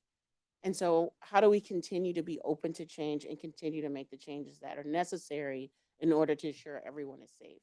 And while we have the time to do it, because unfortunately society is continuing to change to where we have our governor in the very liberal state of California happily sweeping people from homeless kind sites, where we know most of those individuals end up in jail. Most of those individuals have opioid addiction. And then the nature of the opioid drug, I also want to highlight that it's very easy for someone to die and from withdrawal from that drug. So it's a very hard drug to navigate. I'm not 100% an expert on this, but that, you know, somebody who's addicted to opioids and the idea that was brought forward, like that, the last place that person should be is a jail cell. So how do we navigate all of these? And I've only highlighted a few of the, you know, multitude of nuances that go into ensuring that regardless of what this person has done in their past, that they are safe and taken care of if they need to be in custody. Like, who needs to be in custody is another thing that we could add in there. But if the person actually is dangerous and needs to be in custody, how do we ensure that that person is safe as well? So these are the conversations that I want to continue to have. We're not going to solve anything tonight. I'm embracing non-closure, but I'm also wanting to embrace the urgency of the situation, continue to have it be an urgent thing, and work collaboratively to get to a place where we reach a resolution so that we're also a zero as well. So that's what I wanted to say. I don't know if there's anything else. Go ahead. No, I'm fully done. Yeah, go ahead. I just want to, as I re-emphasize at a few meetings, that the elected official that's supposed to be responsible for all this is not here. That's the sheriff. I appreciate lieutenants and undersheriff being here. You're all not the elected official that's held responsible for the organization itself. So I thank you for being good county employees and taking the task that could be very hard, which I'm Commissioner sure it is. Solano, the sheriff is actually on Zoom and would like to speak. Fine, that's great. Thank you.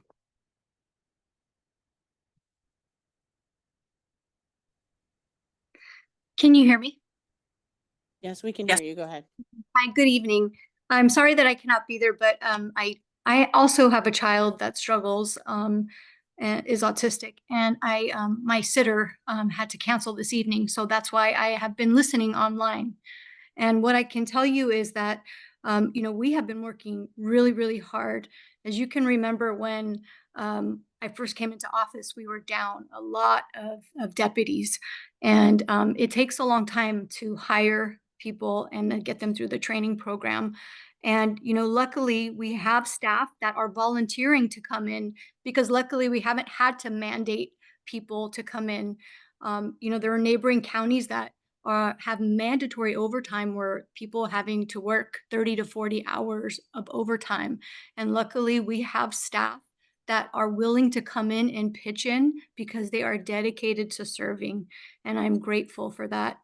But I can tell you that this issue that we are having, you know, we are working collaboratively together, you know, with correctional health. And like the commissioner said, we have unfortunately become the de facto to mental health and supporting mental health. And we are doing the best that we can with what we have. And, you know, I would love to have more staff, but, you know, that is something that would have to be, you know, given to us by the county executive and the board of supervisors to add more staffing to our facilities. Because the more staffing we have, the more eyes we have on our incarcerated population that we, you know, are really, you know, we have to care for. And, you know, we do have a challenging population, as you've seen in the slides, that where, you know, they require more medical attention because of the drugs that are out there, the addiction, coupled with mental illness. And we can't just let them exist in our facility. We have to pivot, and we have to provide those services to them. So, we are very, working very diligently. And, that's why we are open to the collaboration. We want to hear from people because that is somebody's child. That is, as a mother, I think about the heartache of losing a child, that would be incarcerated, or somebody's, daughter. And those are lives that are lost, and we don't take those lightly. And we are working, like I said, very hard. And, we're dedicated. We are committed to making things better. And I just appreciate the feedback, and I apologize for not being there, but, I also have a child to care for. So thank you.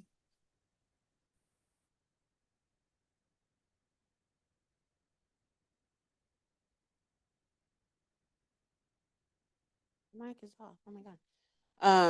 The decision on the amount of drugs that are given, you give 2 weeks, and she was asking maybe 4 weeks. Do you have a rationale for the 2 weeks, or? Yeah, actually, I should have elaborated more on the presentation.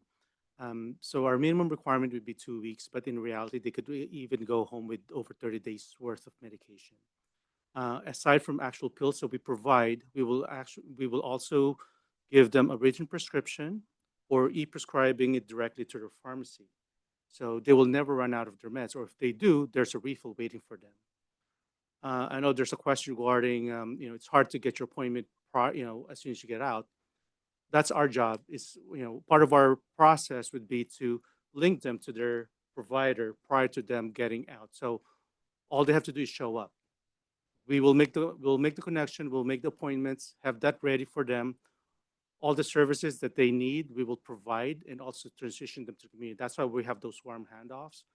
And that medication, yes, minimum 14 days, but in reality, they could probably go over 30 days to supply of medication, plus the actual written prescription. Thank you so much. Are any other questions or comments from any of the commissioners? No? Okay, great. Thank you so much, gentlemen. Thank you. Thank you. All right. Now we're going to move on to item number 6, was the discussion on our ad hoc subcommittees, our draft work plan and updates. So the first one up is our community engagement group, and I will turn it over to you guys. Yes, there it is. Well, we've presented this before. So I just want to say that our goal is to build trust and respect between the sheriff's office and the community and the internal staff. So what we're proposing, and I'm hoping we can start soon, I changed the dates since the last time I presented, is to just identify 3 neighborhoods, basically by one where you have the sheriff's department patrols it. That would be good. But the other, we would like it by the higher number of people that are incarcerated coming from that community. So 3 communities that we could find across San Mateo County, and have actual neighborhood meetings where we could pose like 3 open-ended questions to them and let people just come in and tell us anything they really would like to share with us about the department. So now we really just need to, hear when we can start this project. And then the other one also includes listening to the sheriff's staff. And we talked before, maybe the unions, and I know they were on the agenda, I guess about 2 meetings ago. No one, and it was canceled, that part was canceled. But it would be good to hear from the Sheriff's Association. I'm not sure when the appropriate time would be on that one, but I think we could begin with the community groups. I think that you're probably going to have to just start on your own. I don't think you're going to get staff support. So I think if you want to schedule neighborhood meetings, and I reached out to some of the other commissions, they all do the work themselves. So if you want to, if you need our help to do this, let us know. I don't know if there's a place where we can find some of the rates for you. I think there's places online where we could probably pull some of the data if you need to find target neighborhoods. And then maybe, in talking to some of the other commissions, maybe partnering with another community group to help you set up neighborhood forums. And we can maybe look and see if we can find some. I know like, I can't, their acronym is so long. I've told them all the time. It's like BAC, thank you. I always say Lisa Teeler's organization is maybe one group that could possibly help because they often hold community forums in some of the areas that you're talking about. We could possibly, and there's a couple of other organizations maybe that we can suggest that could maybe help facilitate some of this with us together. But I think if we're gonna wait for staff, we're probably gonna be waiting for, yeah. Okay. Or they can also help you. I can help you with that. Yeah, Okay, thank you. okay, yeah, and so we can, yeah, the three of us, because we're okay, the three of us emailing. The three of us can email, and I can email some groups, and then we can see if we can at least identify some neighborhoods and figure out which neighborhoods you want to target, and some help with those particular, like, after you figure out what neighborhoods are, who are the best organizations to partner with to hold a forum. Probably Fair Oaks would be one of them. Okay, and then I have the perfect person for you for Fair Oaks. And then the other is, I would assume that we would have all the commissioners there for the neighborhood meetings, right? Or If do we agendize it as a meeting, we don't have to meet here, we can meet anywhere. Yes, Physically. if we were to like have this meeting in another location. Yeah, doesn't that have was to be fine. here. Yeah, At so- least not legally. Well, I don't know if there's like, Yeah, so as long, we could all be there as long as we agendize it as a meeting. right. post Logistics, it, I don't yeah. want to speak for the staff Oh, about I mean, when I logistics, say but we all, I mean, just commissioners. We don't want to drag you. It's okay. You'd have to coordinate with staff if it's going to be a meeting with more than a quorum of the body, because then it has to be noticed. They have to Yeah. post a notice at the location of the meeting. It has to be open to the public, et cetera. And so if we follow those formalities, then you could invite the entire commission to attend, and we could attend if it's properly noticed. Otherwise, we can have three, right? Yes. Correct. Otherwise, it would be your subcommittee or, whoever you designate that's less than a majority of the commission. And what's the preference of the commission? if it's a standing committee, it has to be same. Yeah. It has to be noticed, agendized, et cetera. Yeah. We For the don't have any subcommittee. standing We don't have a committees. standing We're ad hoc subcommittees. So an ad hoc committee, so we've got three right now that are on this, right? Those three could attend Mhm. and no other commissioners could attend. It doesn't have to be noticed. It doesn't, no agenda posted, all of that. And so I think it just gives you more freedom to schedule the meetings That's if you true. keep it within the subcommittee, which is why we built the ad hoc subcommittees. And then you could just report back to us. We report back. Okay. We Y'all, have, y'all. to use the assistance of the sheriff's office, we have the undersheriff here. We have Sal, which is a community outreach program. We have the different CERT groups that are within the community that are outreach also. Dixon San Mateo County that comes to all our meetings. I mean, what a great representation relative to what we need to do. So I don't think we need to Yeah, I think we're good. come close to how we can do that. community outreach. I mean, pretty close. And, going into the community, they're here. They're in the audience. Rob, you have to pull your mic a little closer to you. Oh, I'm sorry. No, it's okay. They're here. So, and, let's make this a joint community effort with the sheriff's office. I mean, we have the undersheriff here. And, we'll see Well, how we can. I think for accommodate- this one, I think we to just do community. I think let's just pull folks in from the community first. Yeah, yeah, that would be my suggestion because we want to hear from community and have folks feel okay to come. So I think it would be a better to just have a community based one first. And that's my opinion. I don't think so. I disagree. I think we should include Sal in part of our process. I think they can be invited.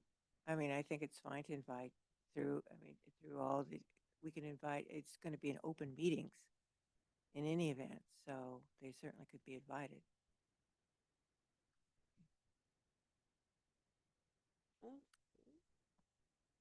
Anything else? I think the other thing on the questions, what were the questions around? What or what are we gonna discuss with the community? Was it a specific topic? We haven't actually developed the questions yet. But they would be definitely open-ended.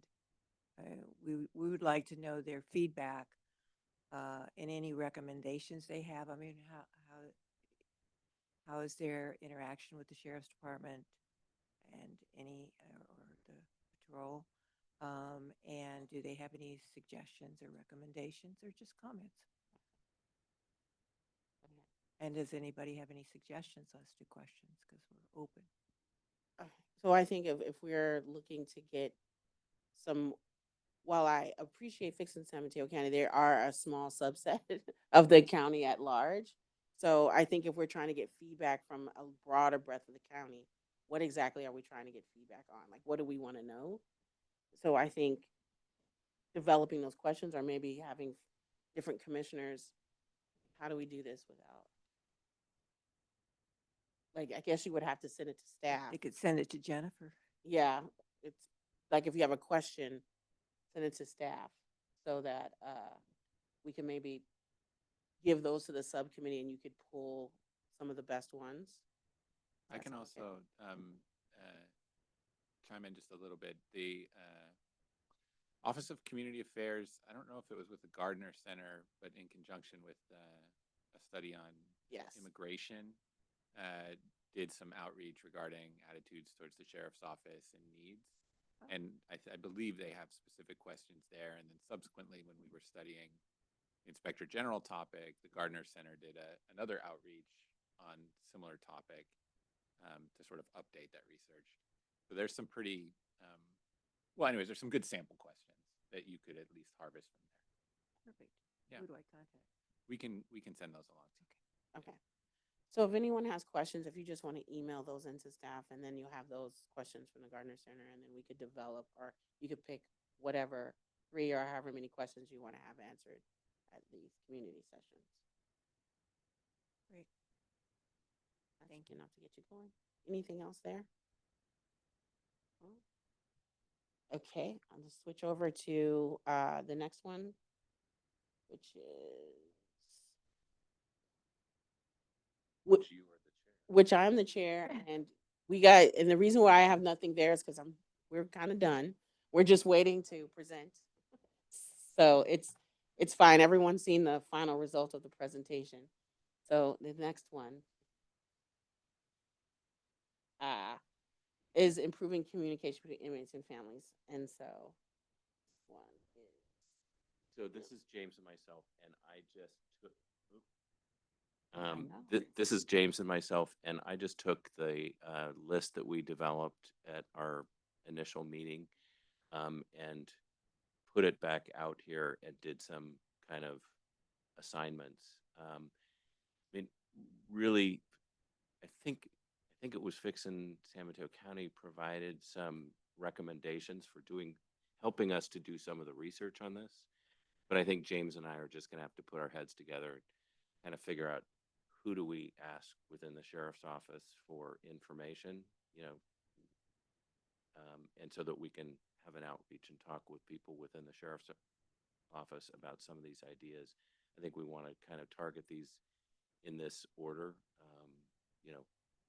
Why was it stopped? What are the practices in other jails? What technology is available, et cetera, before we get to the alternatives and explore the whole mail concept first. But I think we have some resources, and I think then we just need to kind of divide up the who's going to make calls to who, and so we should try to touch bases in doing that. Sounds good. You have any questions from the other commissioners?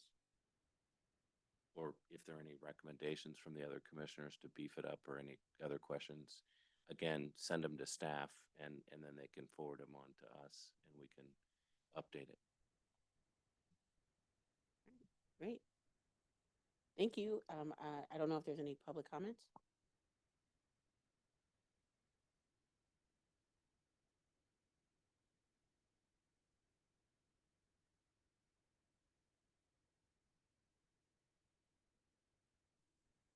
Okay. Yes, we do have public comment. For members of the public, if you wish to speak on item number 6, please use the raise hand feature or submit a public speaker card. We have 2 cards. Nancy Goodman, you may begin when you're ready.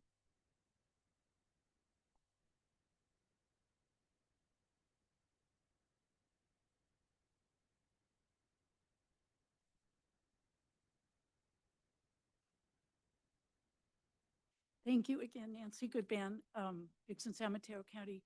Thank you so much for your report, and this is really exciting. One thing I noticed on a couple of these, they have canine dogs that do drug sniffing right now for the legal stuff that the lawyers send in. Why not use that for the people who are incarcerated too? This would be like low-hanging fruit.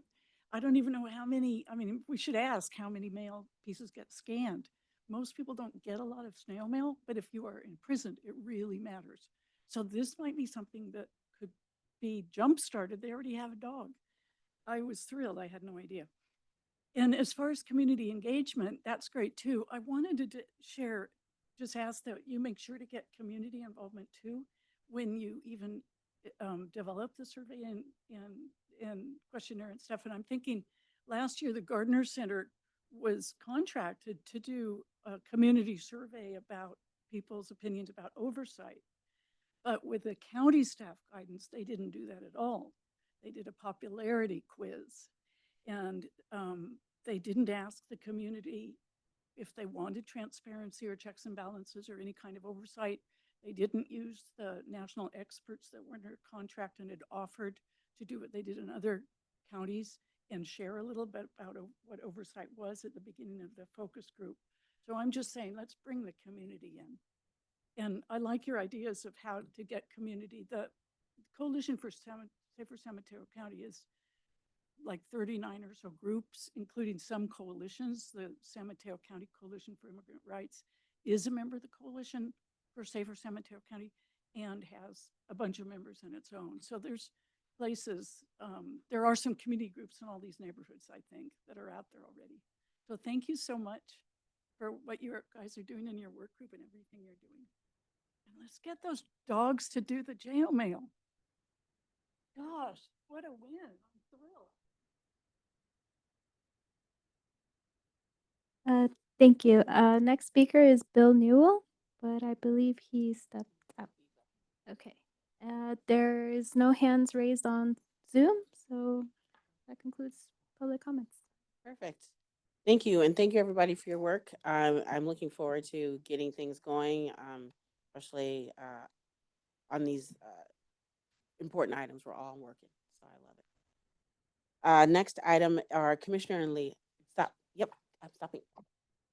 Is there a scheduled date where you're going to do your presentation to the board? Yes. So I think the issue is that we kind of want to wait until they deal with the current issue with the sheriff first. And so, which I understand that they don't want to talk about post until they deal with present. So yes. And so I would rather have, full headspace, because I think what the issue is, they might not legally be able to respond to anything I say, and we kind of want to have a back and forth. So I just want to be able to present in a place where we can have a discussion and a dialogue, especially we're talking about the Inspector General, et cetera. So Could I ask something, madam? yes. Yeah, I would like to form baseline for our committee. I'd like some documents that are out there that we never got copies of. One is gosh, there's many. First, to start with the county executive report that was done on the county executive, the investigation, filing the documents prepared by the county in front of the Board of Supervisors that involved the investigation of the county executive. I've heard, I don't know if it's, this is what the media has put out. The civil grand jury, evidently the DA's office has a civil grand jury that's convened. I'd like if there's a completed true bill on that. I'd like a copy of that. The PERBs that were filed by the county Deputy Sheriff's Association and the Sheriff's Association, copies of those PERBs. I asked for the jail staffing schedules for all 4 teams for the last year. And if there were any, supposedly tomorrow that the Board of Supervisors are going to review a finalized charging of the sheriff. And I think we should have a copy of that being part of the Oversight Commission too. I know it hasn't been released. That's not public right now. Excuse me? That's not public. That's not a public document right now Why? Why not? because the sheriff has the option to The elect sheriff, for it not to be public right now. the sheriff has asked for it not to be published I think, I don't know if that's been like decided or whatever, but she has the opportunity to choose to keep that. Okay. To keep This was a it charging confidential. document that we paid for the taxpayers of San Mateo County and we can't see a copy of it. Is that what you're telling me, ma'am? So I'm just telling you, I don't, my intention is not to argue with you about it. No, I don't want to argue either. I'm trying to figure out why why it can't be released to us as not only as a commission, but as taxpayers. I think we paid for it. That's all. That's at her discretion at this point. Well, okay. So if I could get those that I've asked for, I'm not here to argue. Don't kill the messenger. I just think we need those for foundation, right? I mean, undersheriff, what do you think? Well, hold on. I mean, we have the undersheriff. Rob, we don't want to toss it to folks in the audience because we're dealing with us right now, but I think the other things are all. Yeah. publicly available. I know I understand, but you did pick me as the chair, and I just want to keep control of the meeting. And as someone who's been in governance for a while and seen, that's the fastest way to get things going out of control when you start kicking things over to the audience. So I'm also part of a open-ended, open transparency board myself. And I think open transparency needs to be important. I don't think we're And- arguing on that piece. okay, I'm just great. more talking about points of order. If we could just not kick it to the audience, if you want to ask a question or something, just let me know so I could just keep control of the meeting. That's all I'm asking. I have a question then. Could we bring the undersheriff to the podium? In this part of the agenda for Commissioner, and then this is just the announcement section. Okay. So with regards to those various documents, a number of them are public, have been publicly released. I think all of them are probably going to be public documents, but we'll just go through and pull them and make sure that we make them available to commission members.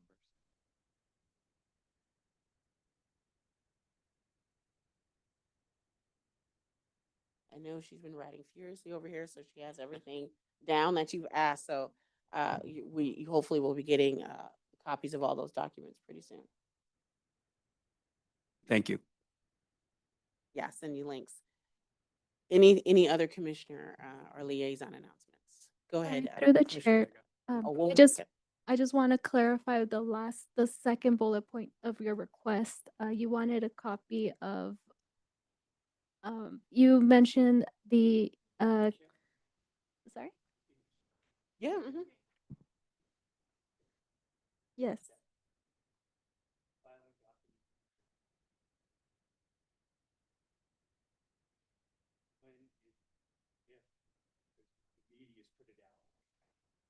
Civil grand jury they reached a true bill or not relative to DA's office investigation. The jail staffing schedule for all 14 2022 and list of the curbs and concise wording of the curbs completed by the Deputy Sheriff's Association Sergeant. Thank you. Thank you. And can I just correct something? Because I was speaking a little bit generally.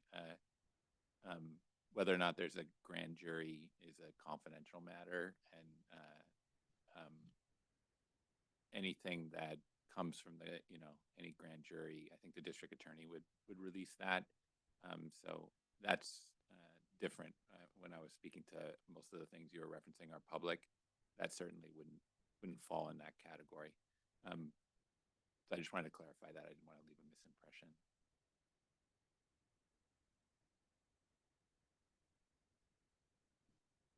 Well, Adam, the clearing document that the investigation into the county executive, I think that's very important that we have that. Yeah, that's because- public. That's in the media. Yeah. We can provide you a Oh, link. all right, I just want to make sure that Yeah. we have that. Yep. Thank you. Go ahead, Commissioners. Thank you. Yeah, I just wanted to announce or let be known from me that I was invited on Monday night to participate and to listen in on the presentation that we had today regarding the deaths in custody. So just wanted to thank our liaison for the invitation. Thank you, Mr. Dale, and also the undersheriff for having me there. I thought it was a very productive meeting, as we saw the presentation tonight. Even from the 48 hours or so that's been in between meetings, more thought has been put into the things that need to happen to provide a safe place for people that are utilized that are in custody.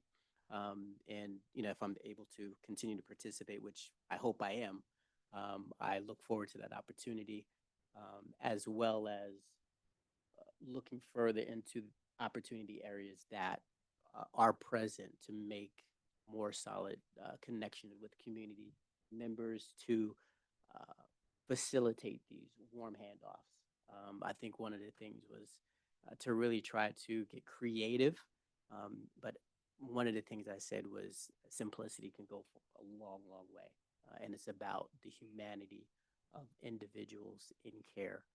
And if we can look at it from that perspective, also from staffing, the training, having a better understanding of what trauma informed means is not boxes we check off. It's an attitude that we take on to care about people and to have an understanding of what is going on with you and not exactly what you're like, what's wrong with you? No, it's what happened to you. All right. Folks in custody are not seeing you on their best days. And if they believe they're seeing you on their best days because they have a bed to sleep in, a meal to eat, that's more indicators of some of the service that is needed. So I look forward to being able to participate more in the things to come. So just wanted to make sure that we here got that from me, that we had some representation and some ears and eyes in the room. Oh, I think we all agree that you and Shirley are it. So, yeah. And appreciate your doing Yeah. so. Yeah. Thank you so much for taking that on.